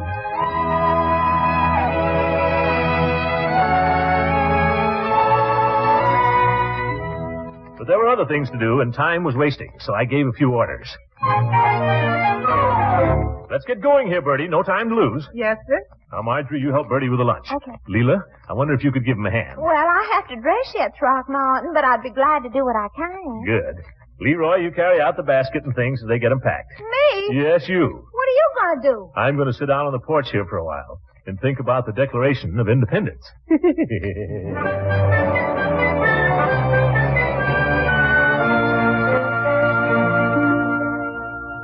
Well, I sat down on the swing there and lit a cigar. And I thought how different this was from other 4th of Julys I'd known. How quiet and how nice. And I thought how a man's tastes change as he grows older. Why, when I was a youngster, I lived in a world of high explosives. Dynamite caps, 5-inch salutes, red devils, Roman candles, erupting strombolis, 50-cent skyrockets. I loved them. Not anymore. Suddenly I looked down the walk, and here came a little boy that might have been me at the age of 6. Only it wasn't. It was little Craig Bullard from across the street, and he was pulling a toy cannon. I knew what he was going to say before he said it. Can Leroy play?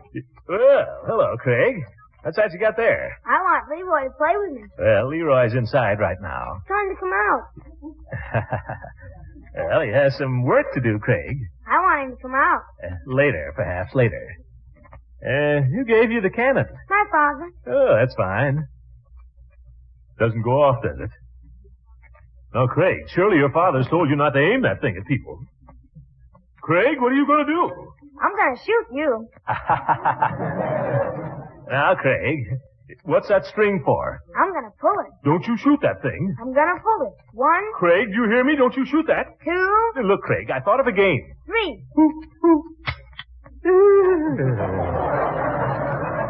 I knew it wouldn't shoot. Hi, Leroy. Little guest to see you, Leroy. Oh, for corn's sake. I'll see you later, Craig. I'm busy. I have a cannon. What's that? I have a cannon. Hey, pretty neat. Let's have a look at it, Craigie, old boy. Maybe I can show you how to shoot it. You do, and I'll shine. Why, this is one of those carbide cannons. You pull the string and nothing happens. Well, no wonder. What you need is carbide. I've got some around in the garage. Come on. Hey, did you ever think of loading it with gravel? Leroy? Yeah? No carbide, Leroy. But it's meant for carbide. And no gravel. Okay, no gravel, just carbide. And no carbide. Okay. Come on, Craig. I know what we'll do. What were they going to do? I sat there uneasily, wondering how little boys ever lived to reach the age of 12. But pretty soon they were back again. Leroy knocked over my cannon. Wait a minute. Leroy knocked over my cannon. stop it. Stop it, Craig. Yeah, stop it, you little snitcher. Leroy. Well, he claims he's General Eisenhower. Leroy, Craig's a little boy. That's no reason to get angry with him. If he wants to imagine things. I'm General Eisenhower. He's Rommel. Yeah. Now he wants to change sides, the dirty guy. You must have discovered how the game comes out. I'm gonna take my cannon and go home. Yeah, well, that's all right. I think that's a very wise decision, my boy. Very wise indeed. Rommel would have been smart if he'd done the same thing.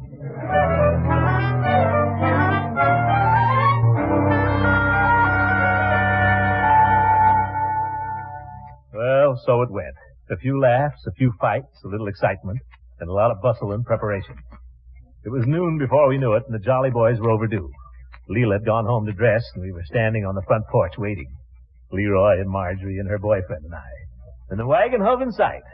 Here it comes, Auntie. Oh, boy, look at it. Yes, sir, it was Floyd's cousin's hay wagon with a nice bed of fresh hay. And there were red, white, and blue bows on the tails of the horses. And somebody had twined red, white, and blue crepe paper through the spokes of the wheels. Floyd's cousin was handling the horses, and Floyd sat on the seat beside him. And believe it or not, he had an accordion. Oh,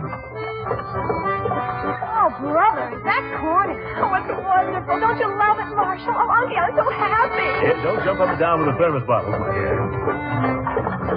Oh, ahoy there, Commissioner. Ahoy, Jolly Boys. Climb aboard. Oh, yes. Okay, let's get started, huh? There they all were. Good old Hooker, good old Peavy, good old Floyd, and good old Gates. I tell you to look at that good old wagon, all red, white, and blue, and all those fine fellows in it. Well, made you proud of your country, that's all. I'm glad there was the 4th of July. Come on, what are we waiting for? Yeah, come on, Commissioner. Scramble up there, Leroy. Okay. Up you go, Marjorie. You're next, Gildy. Give me a hand there, somebody. Don't strain yourself, Mr. Gildersleeve. Hey! Oh, now. All together, fellas. Now, up to daisy.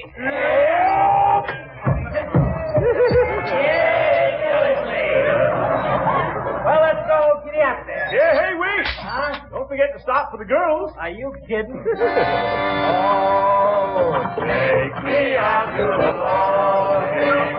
Take me out with the crowd. Fighting something and some Cracker Jack. I don't care if I never get back to the room.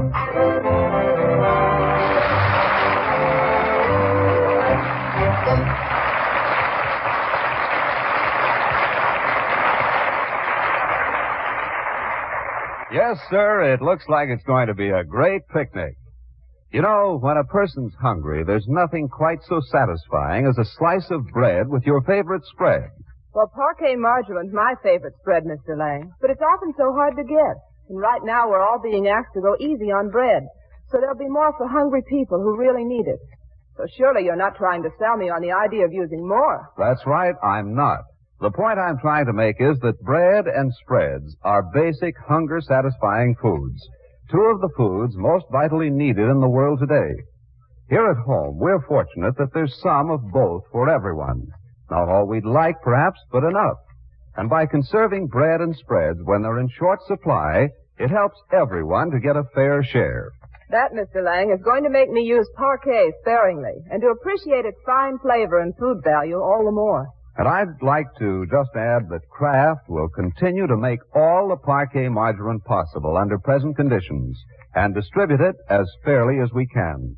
Thanks again for being so patient when supplies of parquet are temporarily limited.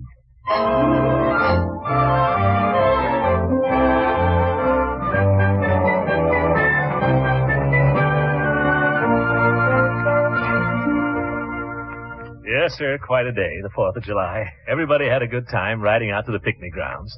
Leroy was up front with the driver. Marjorie and Marshal Bullard sat together, talking very seriously. Floyd was playing his accordion. Mostly requests from Eve Goodwin and Leela Ransom. Sounded pretty good. Floyd was all dressed up for a day in the country with white sports shoes. Judge Hooker had on a pair of golf knickers he dug up someplace. I never knew the judge was bow-legged before. That'll do, Leroy. Eve Goodwin was looking very pretty with a big straw hat on. Leela was wearing something she called a play suit. Didn't you ever hear of a play suit, Throckmorton? No, but I like it. What'll we play?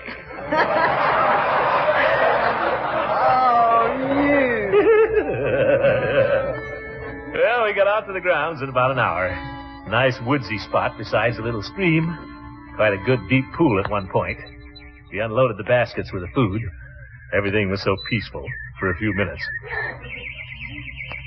Just pile all that stuff over here, boys, under the tree. What about putting it out here in the open? I prefer to have it under the tree, Floyd, and since I'm to be the chef... Who said you were going to be the chef, Judge?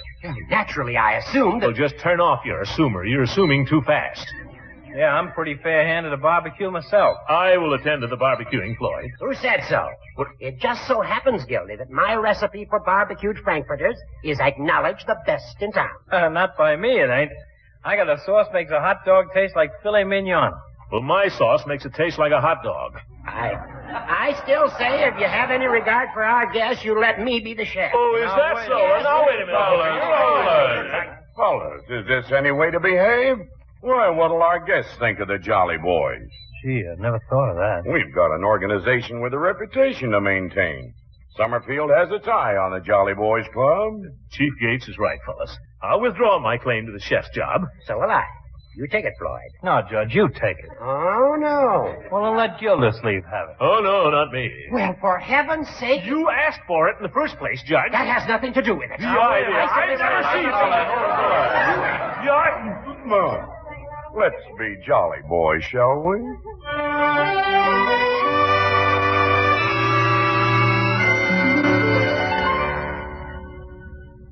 So harmony finally prevailed.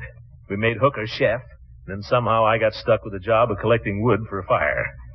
So naturally, I went looking for Leroy. I finally found him down by the creek.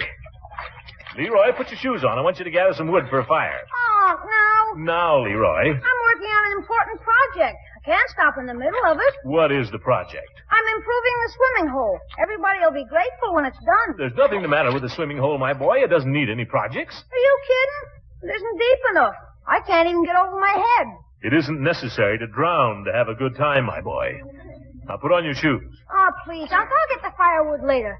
Can't I just build a small dam? Well, all right. But building a dam is harder than you think. Well, if a dumb animal can do it, I can do it. Gosh, a beaver. They chew down trees with their teeth and then slap the mud on with their tails. How are you going to manage that? Sit on it. Or maybe you could sit on it. That'd be better. Leroy! If you're going to play in the water, put on your bathing suit.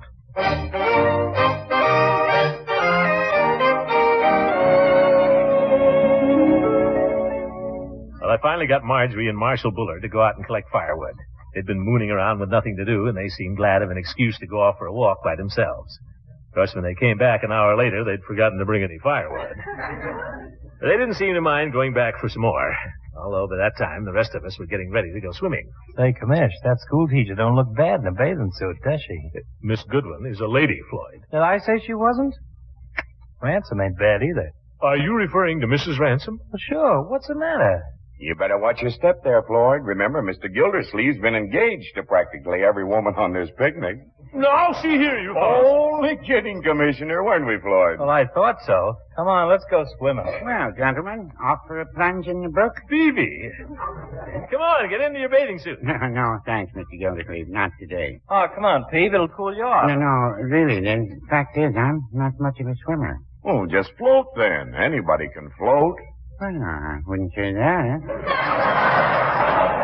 I've always had trouble floating. There's nothing to it, Peeve. Just lie on your back and don't move. That's what they always told me. Well? Every time I try it, water goes up my nose. Your head must be heavier than your feet. That's what I say. You two, aren't y'all going in the water? We'll be right there, Leela. We're trying to get Peavy to come along. What, Peavy? Not going swimming? No, Judge, not today. Well, good way to work up an appetite, Peavy. Well, I dare say, but the fact is, gentlemen, I promised Mrs. Peavy I wouldn't go. She has a theory it's bad to go in the water on a hot day. That's a lot of baloney. Well, no, I wouldn't say that. Not to Mrs. Peavy, anyway. Of course, right now, she's out of town. Yeah, that's right. Come on, Peavy. Come on, fellas. Last one into the water is a rotten egg.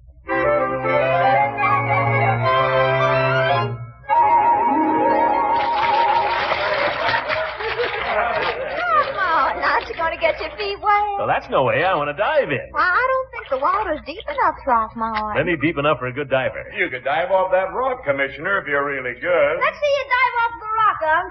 Well, that's pretty high. What's the matter? You afraid? Well, no, I'm not afraid. I'll show you, by George. You want to see me swim underwater, Mrs. Ransom? Can you really? Well, just watch.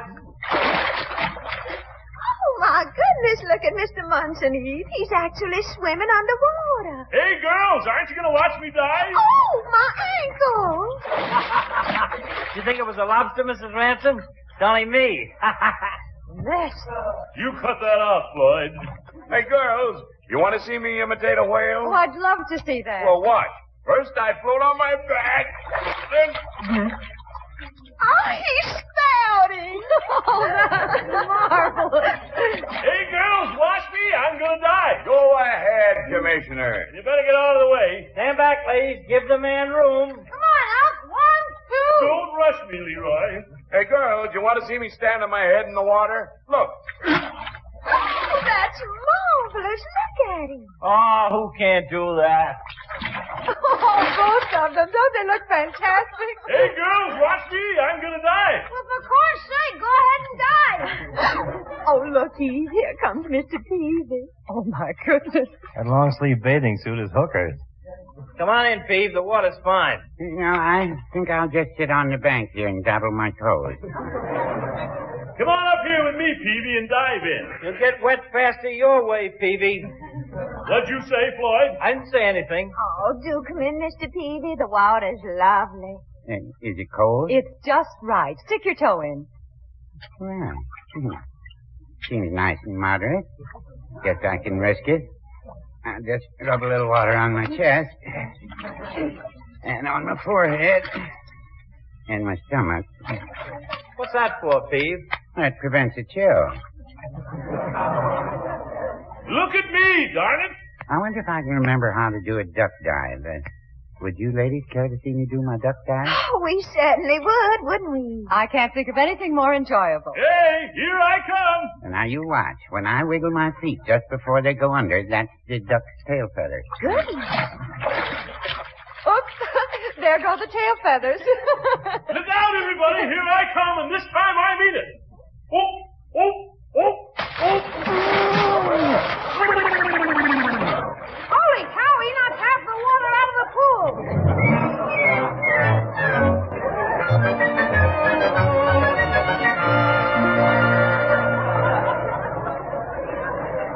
Well, we were all having a good time in the water, but the judge made us come and eat his barbecued frankfurters. His sauce wasn't so much. I only ate 6. You ate 7. But I will say everybody was nice and helped clean up afterward. Even Leroy did a little work. A little? Leroy didn't have time to do much work because Mr. Bullard drove out and took him and Marshall and Marjorie home in his car. That just left the grown-ups to ride back in the hay wagon, and perhaps it was just as well. Moonlight's nice tonight, isn't it, Throckmorton? You bet. The moon's awfully pretty tonight, isn't it, Judge? Yes, it is, Leela. It is indeed. Moon's awful pretty tonight. Ain't it, Peavy? Get away from me, Floyd.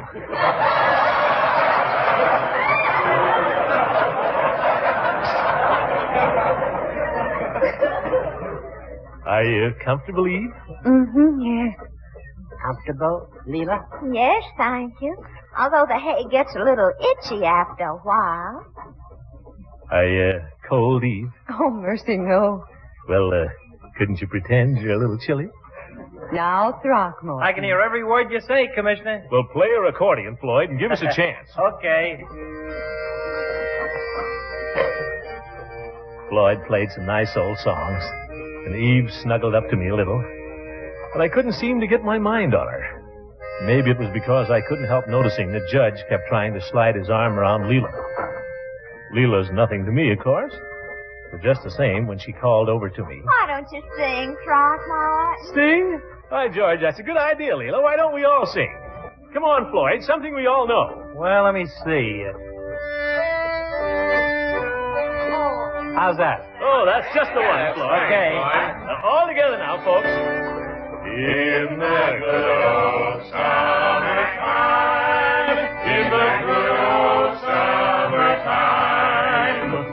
strolling through the shady lanes with your baby hold her hand and she holds yours, and that's a very good sign that she's your Tootsie Woodshin. The good old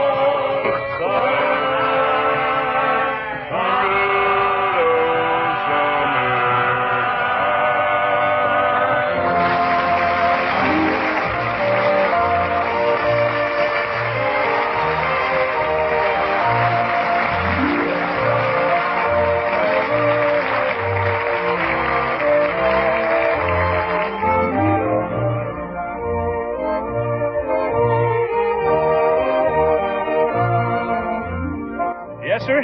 We hope that all of you can have at least a day this summer as fine as our last 4th of July. This is our last broadcast of the season, but we'll be back again for the Kraft Foods Company on September 11th. If you look at your calendar, you'll find out that September the 11th isn't Sunday at all. It's Wednesday. So you remember that and tell your friends. Next season, you'll hear the Great Gildersleeve. That's me. On Wednesday instead of Sunday. It'll be the same network, and your local paper will give you the time and the station. I guess all the members of our cast are looking forward to their vacations. I'd like to thank every one of them for the nice times we've had together all this year. There's Louise Erickson, who plays Marjorie, Walter Tetley, our little Leroy, and Lillian Randolph, whom you know as Bertie.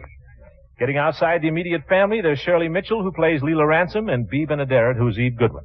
Thanks, too, to the Jolly Boys, Arthur Q. Bryan, and Ken Christie, who are Floyd and Chief Gates. And to that not-so-jolly little boy, Tommy Bernard, who plays Little Craig. And to jolly Johnny Lang, our announcer. And, of course, with every season that goes by, we appreciate more and more our two fine old standbys, Earl Ross, who plays Judge Hooker, and Richard LeGrand, who is Mr. Peavy.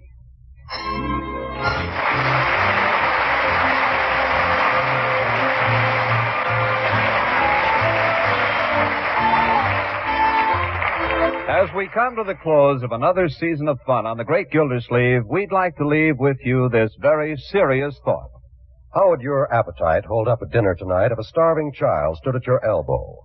A child with hunger biting into his wide eyes and hollow cheeks. Please, just for a moment, pretend that you can see him beside you. This child who has known the worst of war and now faces famine. How when spring is back and our children frolic in the sun, these frail children of Europe and Asia long for bread. Help to feed them, and you can by buying and eating as little wheat and rice as possible, by turning in used fats and oils, eating more of the plentiful foods, as much as possible from your own garden, preserving all you do not eat, wasting not a scrap. A child in Europe, when he gets some strength back in his body, will thank you for it. Oh, that's a nice way to end up the season. 80 years ago, June 9th, 1946, the Great Gildersleeve on Classic Radio Theater with Wyatt Cox. Up next, Ozzie and Harriet. I'm Ed Asner. The American Cancer Society has asked me to quit smoking, and I'm asking you to join me. Now, don't panic. It's just for a day, November 16th. That's the day they'd like every smoker in America to take a breather from cigarettes. They figure if people can quit for a day, they might just quit for a lifetime. A lifetime. Yours and mine. Join the Great American Smokeout, November 16th. Oh, my. Let's wrap up this class. Well, not going to wrap it up. We're going to have an episode of Claudia. But first, let's listen to The Adventures of Ozzie and Harriet. And I think this is an Armed Forces recording from June 9th, 1950. The Adventures of Ozzie and Harriet, transcribed and starring the entire Nelson family, Ozzie, Harriet, David, and Ricky.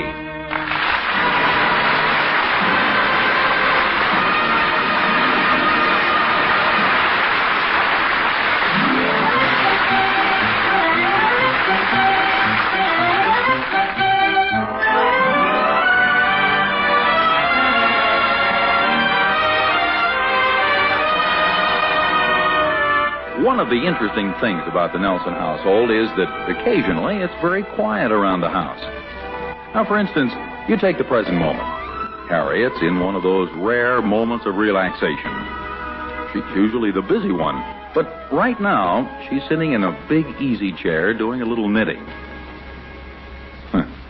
I thought maybe we might pick up the click of the needles, but she's a pretty quiet knitter, too. I don't know where David and Ricky are, but that's Ozzie sitting over there in the bigger, easier chair. He's just taking it easy and in a pretty big way.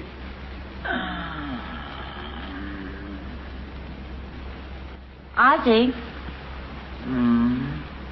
Oh, I'm sorry. Were you dozing off there? No. I was just sort of thinking. Not actively, but passively. I mean, I was thinking, but I wasn't thinking of anything in particular. That's okay, dear. A person has a right to his private thoughts. I think that's guaranteed in the Constitution or something, isn't it? Well, if it isn't exactly guaranteed, it certainly is implied. I was just doing a little thinking myself. Oh? What were you thinking about? Oh? I thought I was guaranteed. Oh, no, you don't have to tell me if you don't want to.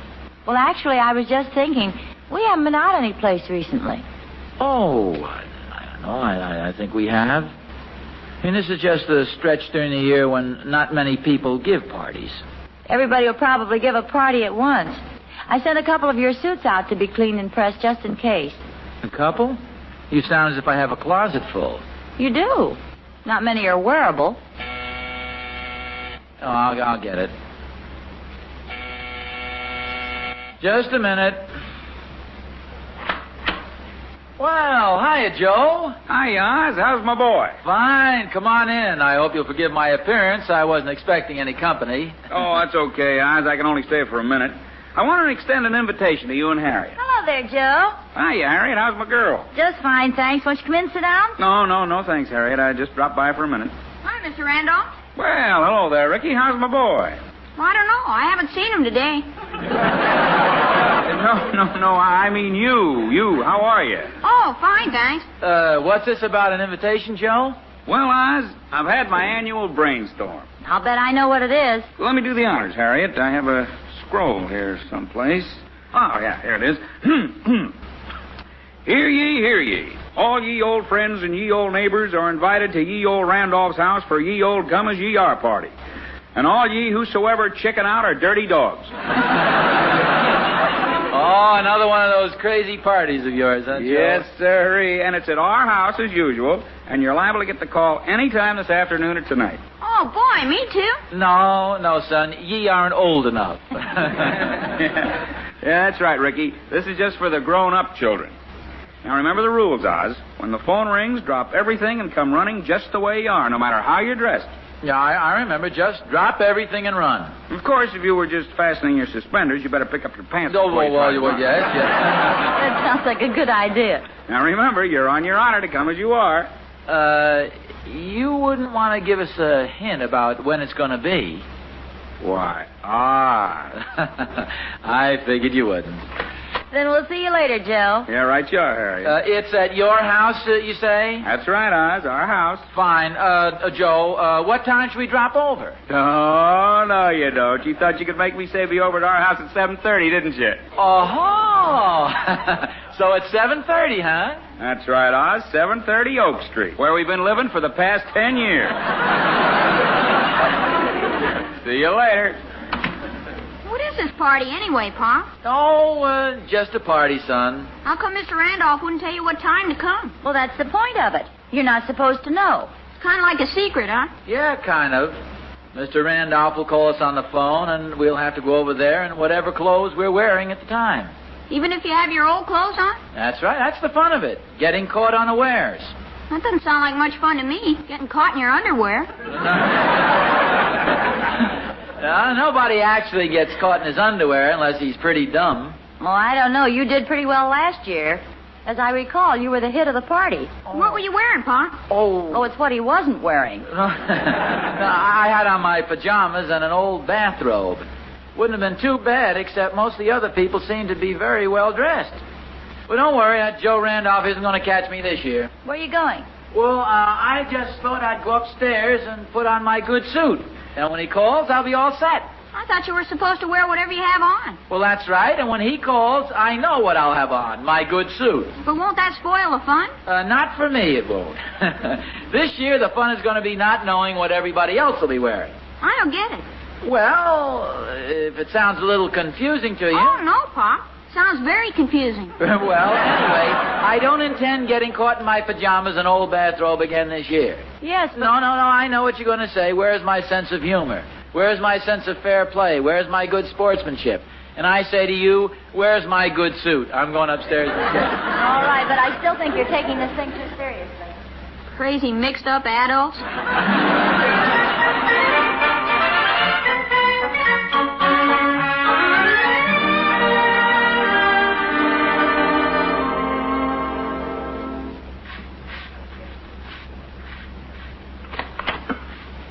Oh, Harriet.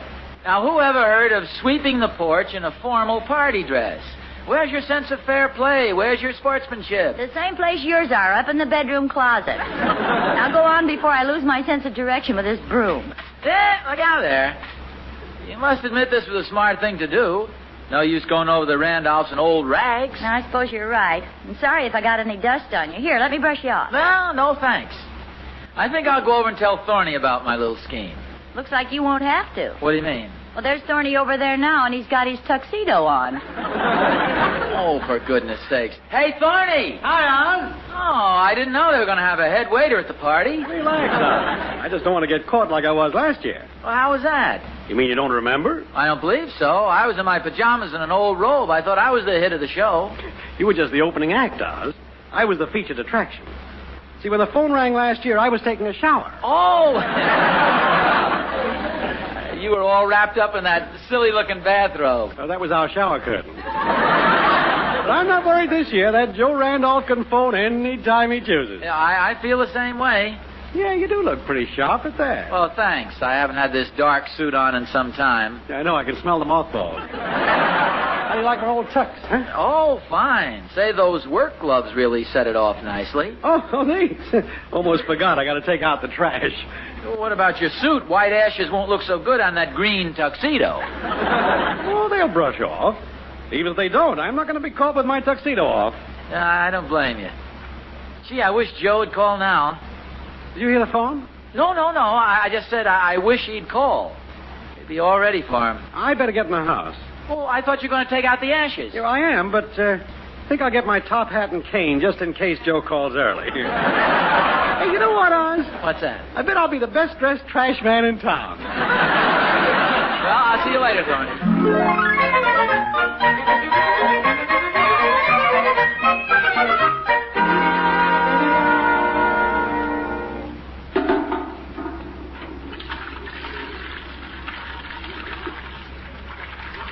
Hi, fellas. Oh, hiya, Pop. Holy smokes, where are you going all dressed up? Oh, nowhere, Dave. That is not for a little while yet. Your mother and I are invited to a come-as-you-are party at the Randolph's house. Going to wash the car for us? Yes, sir. Mom asked me to. Well, that's very nice of you to wash it when she asked you. Yes, sir. Of course, the dollar he's getting has nothing to do with it. You get your share. Come on now, hand me that soapy water.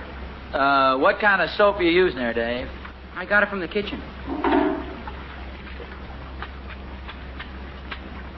Not too much soap now. Why not, Pop? Well, it's liable to be too strong, and then the paint oxidizes or something. It makes it kind of... but not too much soap. Okay, Pop. I think I'd rinse it off now if I were you, Dave. You're not going to want a consultation fee, are you, Pop? No. Just want to help you do the job right. Hey! Down, Pop. Oh, now, Dave, it's a narrow escape. Can't afford to get this suit splashed. Sorry, Pop. Can't you get it clean, Pop? I think the cleaner's coming today. Well, that's not the point, son. Yeah, I better step back. You don't have to change my clothes. Look out, Pop! Holy smoke. Did you hurt yourself, Pop? No. Pants are soaked. Put that bucket there anyway. You did. The back of your pants are soaked, Pop. I seem to be aware of that. Thank you, David. Everything all right, David? Yes, ma'am. Where are you, Mom? Hey, look out with the hose, David. I'm sorry, Pop. It's all right, son. I suppose the damage was already done. Ozzie! Please, Harriet, no salt in the wounds. You're the one who was going to stay dressed up for the party. Yes, that was my plan. Obviously, it's all wet.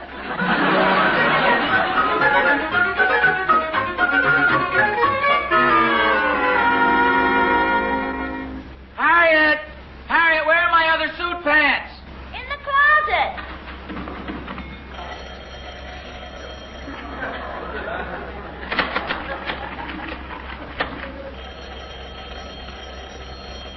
Why don't you answer the phone, Pa? What phone? The phone that's ringing. Right over there. Oh, yes.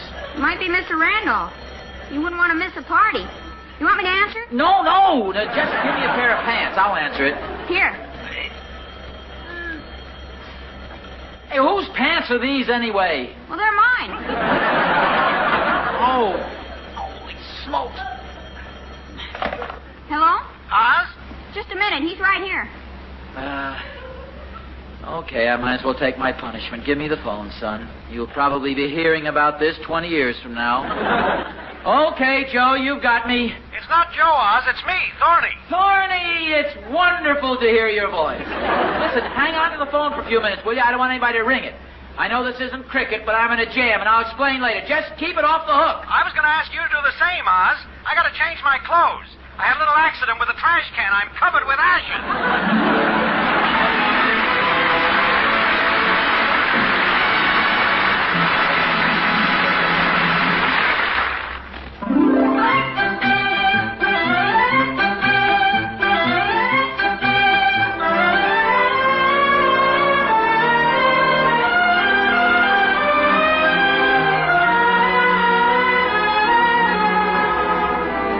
Well, as I said earlier in the evening, it sometimes gets very quiet around the Nelson household. What I should have added is that it never stays that way for very long. At least, if today is a typical example. Just as Harriet mentioned that the Nelsons hadn't been out very often recently, Joe Randolph stopped by and invited them to his annual Come As You Are party. So far, Ozzie has gotten his best suit drenched, but now he's seated gingerly in the living room, attired in his second best outfit, waiting for Joe to phone. I think Harriet's coming in from the dining room. Wonder what she's carrying. Oh, what have you got there, Harriet? Well, we're all dressed up, and it's kind of a festive occasion, so I thought I'd whip up a few hors d'oeuvres. Oh, a little party before the party, huh? Oh, they really look good. Try one. Just a second. What's the idea of all the napkins? Well, I've already ruined one suit today, and I'm not going to take any chances with this one. Come on in, Thorny. Hi, Oz. Hi, Harriet. Hello, Thorny. Well, I see you're going formal tonight. Yep, this is one time the joke is going to be on Joe Randolph. Has he called you yet? No, I thought I'd drop in and see if he'd called you. Well, what have we got here? Hors d'oeuvres, eh? Why is it you always drop in just as we're having something to eat? You know, Oz, I've often wondered about that myself. However, don't let me interrupt you. I'll just sit over here quietly. Quietly and hungrily. Help yourself, Thorny. There's enough for all of us. Well, thanks, Harriet. That's mighty neighborly of you. Boy, these really look delicious. There's one thing missing, though. What's that? Champagne. We ought to have some champagne to go with these wonderful hors d'oeuvres. You have pretty expensive taste, don't you, old boy? We'd only need a small bottle. Say about the size of that bottle of champagne in your refrigerator, Oz. Now, wait a minute, Thorny. That was a Christmas present. I'm saving it for a special occasion. Well, this is a very special occasion. We're finally putting one over on that joker, Joe Randolph. Hey, this is kind of an occasion at that. How about it, Harriet? Shall we live it up tonight? Whatever you say, dear. By golly, let's do it. I'll get the champagne and some glasses. Good boy, Oz. You're a real sport. Where's Catherine, Thorny? Oh, she's home fixing her face. You should have heard her laugh when she saw me in my tuxedo. She thinks I'm being silly about the whole thing. What's Catherine going to wear? Gonna wear whatever she's wearing when Joe calls. She says that's the fun of a come-as-you-are party. Yes, I suppose so. Of course, for the last 3 hours, she's been wearing her best party dress. Well, I don't plan to be trapped this time either. The laugh's really going to be on old Joe when we walk in there all dressed up. Huh? Well, here we are. Is this an old enough vintage for you? Yeah? Oh, yeah, that's fine. 53 was a good year. Want me to show you how to open that? No, I can open it myself, Thorny. It's very simple, you know. You just twist those wires. Yes, I know, Thorny. I've opened a bottle of champagne before. I don't think you're doing it right, Oz. Here, let me show you. Will you just sit down? I'm perfectly capable of doing this without your help. I just want to show you one thing. Thorny, get your big hands off my bottle of champagne. If you let go for a minute, I can open it for you. I told you, I don't need your help. I've almost got it open now. Nice going, Oz. Now look what you've done. Look what I've done. Look what you've done. My suit is ruined. Well, so is my tuxedo. This wouldn't have happened if you'd kept your big, clumsy hands out of the way. My big, clumsy hands? What about your big, clumsy hands? Don't you think you boys had better postpone the argument until you've changed your clothes? Holy smokes, that's right. Joe's liable to call any time now.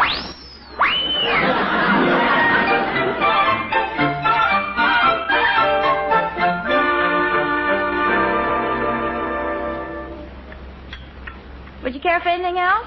No, thank you. It was a wonderful dinner, Harriet. Oh, you were so nervous for fear you'd spill something on your suit, I'll bet you don't even know what we had. Sure I do. I can tell by the spots on me. Meatloaf, string beans, mashed potatoes, and apple pie. Lucky I had this big apron on. Well, if you spilled all that, you really were nervous. Yeah, my hand was trembling a little. I guess I can take off the apron now. You want me to help you clear the table? Nope, you go in the living room and relax. You've had a busy day. I wonder when Joe's going to call. The suspense is killing me. Well, if I know Joe, he'll wait until the last minute. Well, we're ready for him.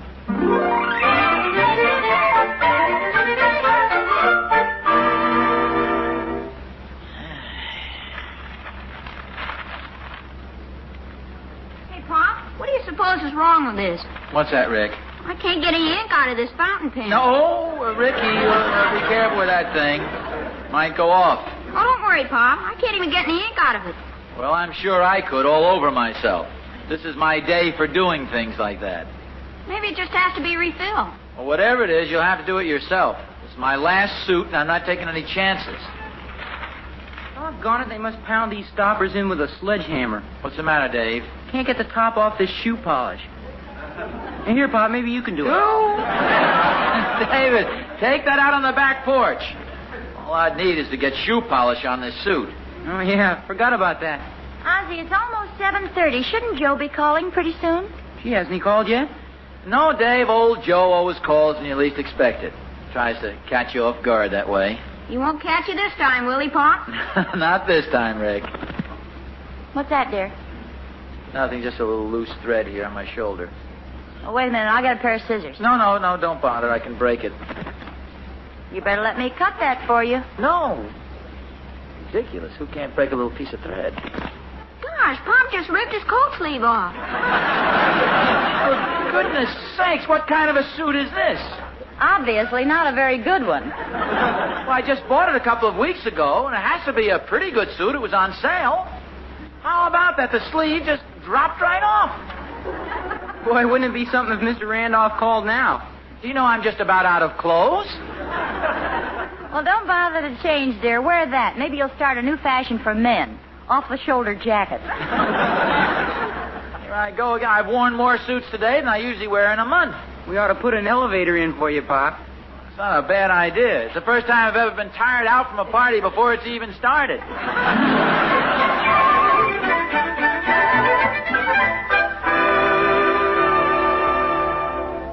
Well, I have exactly 2 wearable outfits left in the closet. My overalls or my swimming trunks. You have a couple more suits at the cleaners. But those slacks look very nice. Come on over and sit down. No, I'm just going to stand right here in the middle of the room where nothing can possibly happen to me. That is, unless the roof falls in. What's the matter now? I think I see a crack in the ceiling. Harriet, the next time Joe gives one of these deals, I'm going to have a plastic slip cover made for myself. Boy, it's about time. We made it, though. Hello. Hello, Oz. This is Joe Randolph. Yes, Joe. I kind of thought it might be you. I got some bad news, Oz. I'm afraid we're going to have to postpone the party. Oh, Joe, you're kidding. Well, I hate to call you up at the last minute, but it's just one of those things. No, but we've been waiting. I mean, we've been looking forward to the party. Yeah, I know. I'm sure sorry. I hope you aren't too disappointed. Well, of course we're disappointed. I understand, though. Yeah, well, I gotta call a lot of people, so I'll see you later, Oz. Well, so long, Joe. Fine. How do you like that? What is it? The Randolphs have had to postpone their party. Somebody sick? Yeah, I am. No, I mean, why did they have to postpone it? Well, I don't know. He had to call a lot of people. I didn't ask. Well, what do we do now? Well, I'm going upstairs and change my clothes. Again? Yes, but for the last time. I'm going to put on my pajamas and robe, watch television for a little while, and go to bed. Oh, I think that's a wonderful idea. Well, at least I'll be able to relax now. Harriet. Yes, dear? Look, the Randolphs are nice people. I know you and Clara are good friends, and Joe and I are good friends. But if you ever hear they're giving another party, let's try and arrange to be out of town.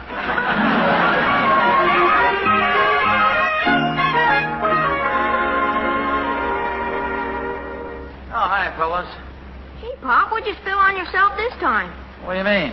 How come you're wearing your pajamas? Oh, that. Oh, the party's been postponed. Gee, that's too bad, Pop. Yeah, well, I'd just soon stay home. Besides, I really feel comfortable for the first time today. Want me to answer it, Pop? No, I'll get it. It's probably Thorny. Hello? Hi, Oz. Joe Randolph again. Oh, hiya, Joe. Okay, you know the party rules. No fair cheating either. You gotta wear just what you have on right now.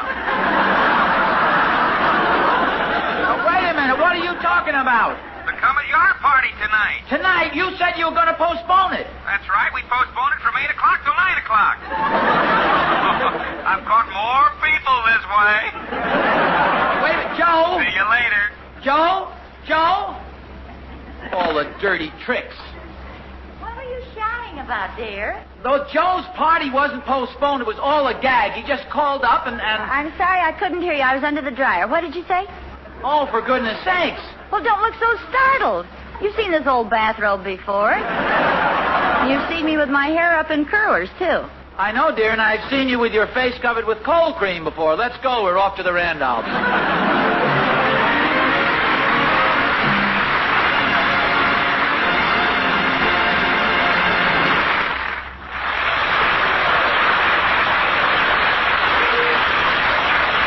This is Vern Smith saying tune in again next week for another transcribed adventure of Ozzie and Harriet, starring Ozzie Nelson and Harriet Hilliard.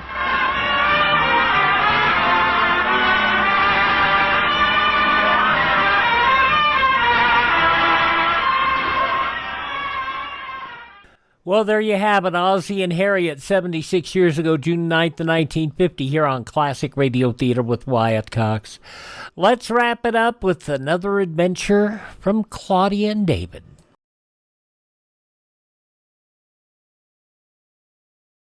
Our country was founded by men who had faith in God and who were willing to endure hardship and sacrifice for the sake of that faith. In these troubled times, there is need to support a way of life based on the enduring principles of religion, which knit the family together, make for good citizenship, and build the character of the children. The religious institutions in your community need your interest and support, so take an active part in religious affairs. Your pastor, rabbi, or priest will give you invaluable family counsel and aid if you're a newcomer to the community. To face the problems of the future, America must be morally strong. And that moral strength comes through worship and faith. Go to church this week and take someone with you. Let's wrap up this episode of Classic Radio Theater with Wyatt Cox with another episode of Claudia. And this goes back 78 years, June 9th, 1948. And I guess it's fishing time. Your Coca-Cola bottler presents Claudia, based on the famous play and novels by Rose Franken. Brought to you transcribed Monday through Friday by your friendly neighbor who bottles Coca-Cola. Relax, and while you're listening, refresh yourself. Have a Coke. And now, Claudia. Come in, Claudia. It's me, Mr. Norton. Oh. You're working? Maybe I'm disturbing you? Oh, no. Come on in. This is a very informal house whose basic philosophy appears to be that work was created to be disturbed. Come on in, Claudia. It's me, David. Oh, hello, Mama. You're working. Maybe I'm disturbing you. No. Come right on in. You are working. Oh, hello, Jeffrey. Think nothing of it. Hello, Mrs. Brown. David? Yes, dear? Working? Yes, dear? I think you're mean. I can't find anybody. The house is so quiet. Remarkable and unusual. You haven't any idea where Mama is? Not the foggiest. Well, it's not like her to disappear into thin air like this. Oh, she'll probably turn up someday. You don't sound as if you were working. No? I'm coming in. Oh, Mama, you're here. Hello, Jeff. Hello, Mrs. Norton. What's all going on in here? We were having a conference. About what? We haven't decided yet. Without me? We were waiting for you. Well, I'm here. What shall we talk about? Say, Mr. Norton, this is a wonderful ride. That's as good a thing to talk about as anything. What? Trout fishing. David never minds talking about trout fishing. Jeff, your dad's been on the stream with me when he would have given his left arm, not his casting arm, to own that one you're holding in your hand. Gee. Do you like to fish? Dr. Brainerd took me out a year ago a couple of times. Who's Dr. Brainerd? He was the headmaster of our school. He retired this year. Oh. He was going to take me fishing this year after the examinations. He wrote a book on fishing. Oh, that Dr. Brainerd. I've read his book. A schoolmaster writing a book on fishing? Mm-hmm. Well, meeting's adjourned. All those in favor say aye. Aye. Aye what? I think we ought to go fishing. Well, I've got a lot of work to do. There's no work you won't do better for having got some of this fishing bug out of your system. Mrs. Brown, are you aware of the fact that you are a very wise woman and a very wonderful mother-in-law? What about me? It was my idea. Remind me to tell you sometime that you are your mother's daughter and also a very wise woman. Thank you. Jeff, hike upstairs and change your clothes. I've got a pair of wading boots to lend you. Say, Mr. Norton, that'd be great. I'll let you use this Leonard rod. Oh, gee, thanks, Mr. Norton. I think you're very generous, David. Generous? Yes, with all the work you have to do to take Jeff fishing. So unselfish of you. Well, I wouldn't say that. Breaks my heart. What, my generosity? No. Jeff and the way he's feeling. Getting expelled from school. Somehow I can't think of that boy as a cheat. Yeah, wasn't any mistake about it, though. He was talking to me last But night. he's bright. He doesn't have to cheat. What puzzles me, his grades were good as gold. Maybe there was some extenuating circumstance. There probably was. However, the particular code of Roger and Jeff could more easily condone murder than it could cheating. But he's a good boy. Mama divides things into good things and bad things. Mama is, as I said a moment ago, a very wise old duck. I'm all ready, Mr. Norton. Be right with you. The rest of the gear's in the hall closet. Goodbye, darling. When will you be back? When they get back. I know more about men who go fishing than you do, Claudia. And we'll have fish for dinner? We sure will. And we'll have some hamburger steak in the icebox just for insurance. Pessimist. Just a wise old duck. The man I happen to have been married to, your father, used to go fishing on occasion.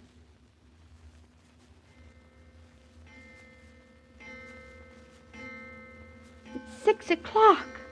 What do you suppose has happened to them? They're fishing. But at this hour? Your father would sometimes fish in the dark if the fish were biting, and sometimes when they weren't. I'm glad we have some hamburger steak. Woo! Hey, we're home. Talk of the devil. Well, you two look a sight.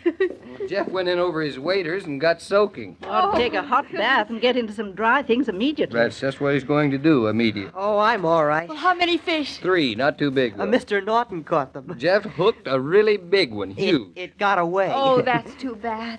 Let's see, 3 fish and 4 grown people. It's a good thing we have hamburger ready. Hamburger and trout. It's a good combination. I've eaten it before. Spoken like the true mother-in-law of a fisherman. Hike along, Jeff, and get out of those wet things and into a hot tub. I won't be long. But you had a good time. Had a great time. Oh, David, the tip of your rod. It's broken. Oh, things like that happen. Your best rod. My second best now. I've got another tip. Anyway, it was well worth it. Must have been a very big fish. It was, Mama. It was a wonderful experience. Supper not ready yet? It'll be ready in half an hour. You know, you can't cook up a great mess of fish like you brought home in the twinkle of an eye.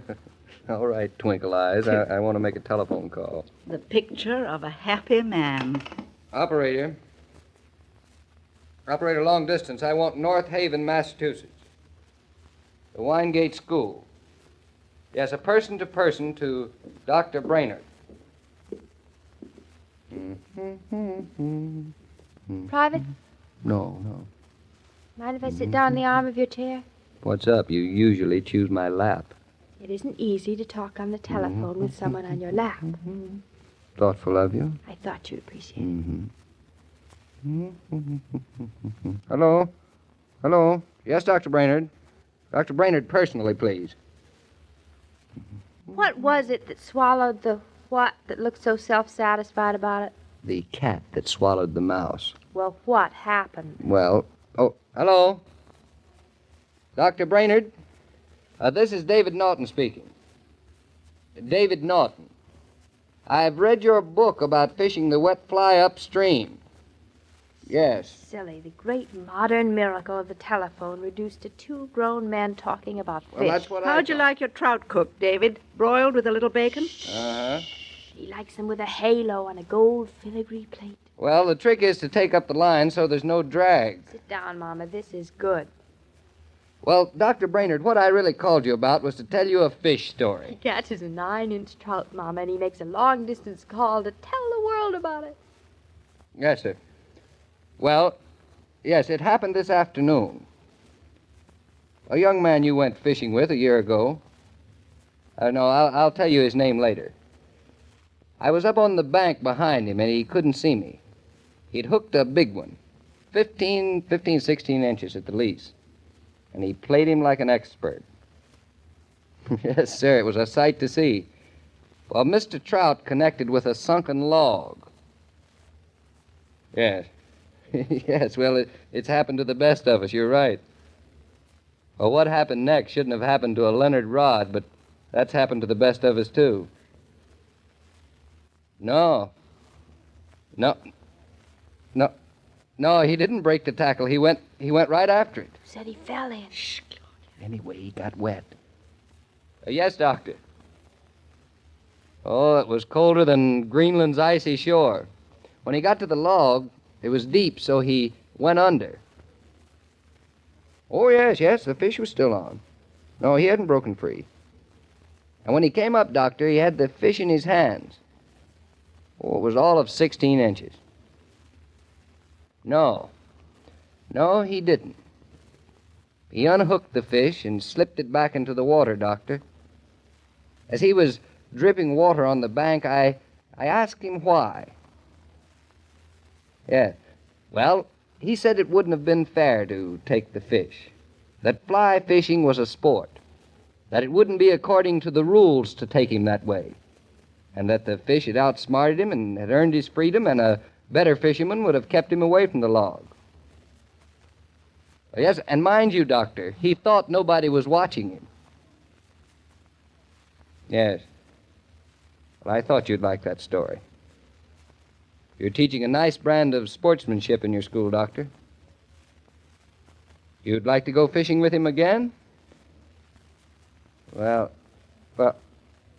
that might be difficult to arrange, Doctor. You see, he was dismissed from school 3 days ago for cheating. Yes, it's young Jeffrey Killian I'm talking about. I know it doesn't hang together and make sense. He was an A student. Well, that doesn't hang together either. Well, the family picture's none too happy, Doctor. The boy worships his father, but they're not too close. Oh, probably all mixed up with trying to be perfect for his father. Oh, yes, that's exactly my point. It is sort of unfinished business on the part of the school. To err is human. Thank you, Mother, thank you. Yes, to err is human, and the school was perhaps a little less than divine, Doctor. Well, yes, I agree with you. There's too much in the boy to send him out into the world with the label of a cheat. You will? What can I tell him? Well, I don't know which he'll look forward to more, Doctor. And, Doctor, I wouldn't retire from the school too completely. I think the boys need your kind of a man. And probably your new headmaster does, too. Well, thank you. Well, by the way, is your successor a fisherman? No? Well, maybe you'd better take him out on the stream. There's a lot about human nature to be learned on the butt end of a trout rod. Yeah. Well, goodbye, Doctor. Yes, I'd like to meet you on white water, too, someday. David, tell us, what did he say? What's he going to do? I've just made a date for Jeffrey to go fishing with Dr. Brainerd. He's to go up to school before it opens. That'll be the end of the trout season. Yes. And should it happen to rain too hard some morning, Dr. Brainerd will give Jeff another examination in American history. Hey, Jeff. Jeff, hurry on down when you're ready. I've got some news for you about a fishing trip. You mean we're going fishing again? Say, that's great. Well, when it comes about, I may be able to be with you. Do you know what I think? Yes, Mama. That I've married one of the finest, most wonderful fathers my sons could ever have. Sons? Are you expecting to have twins? I'd like to. I can't wait to have a whole big family full. And I can't wait until they're old enough to go fishing with David. Hey, you two. How long do we two fishermen have to wait until dinner? You know, I am famished. About 16 years to the dinner I'm thinking about, darling. Dum dum dum dum. La la la la la la la la la la la la. Do you ever stop in at your local youth center? Whether they're talking or dancing or playing games or listening to records, there's one thing certain. The young folks are drinking Coke. For where there's youth, there's Coca-Cola. That you can depend on. And one way to make your house popular with your children's friends is to keep a good supply of Coke on ice. It's a friendly custom and a growing one. Gee, Mr. King, isn't Mr. Norton a swell guy? They don't make 'em any better, Jeff. Their kids will be awful lucky. I wish my parents... Oh, well. Oh, I don't know your mother, Jeffrey, but I think your dad's a fine man. Dad's all right, if I saw him more. But it's kind of hard for him to have me around, Mother not being home much of the time. I hate to have to tell her. Maybe you won't have to tell her. Maybe Claudia and David will do it for you. What would you say if your mother were to show up here tomorrow? Oh, she won't show up. That's not like Mother. Well, come around tomorrow, Jeff, and we'll find out what your mother's really like. So long, Bud. As I was about to say, every day, Monday through Friday, Claudia comes to you transcribed with the best wishes of your friendly neighbor who bottles Coca-Cola. So listen again tomorrow at the same time. And now this is Joe King saying au revoir. And remember, whoever you are, whatever you do, wherever you may be, when you think of refreshment, think of Coca-Cola. For Coca-Cola makes any pause the pause that refreshes. And ice-cold Coca-Cola is everywhere. This broadcast of Claudia was supervised and directed by William Brown Maloney. And there you have it, 78 years ago today, Claudia, June 9th, 1948, here on Classic Radio Theater with Wyatt Cox. Join us tomorrow for the FBI in Peace and War and the Traveling Man, The Whistler and the Quiet Sunday, Suspense, Louis Van Rooten in Formula for Death, and The Sealed Book, The Ghostmaker from 1945, and another episode of Claudia. Have yourself a great day. We'll see you tomorrow for more Classic Radio Theater. I'm Wyatt Cox.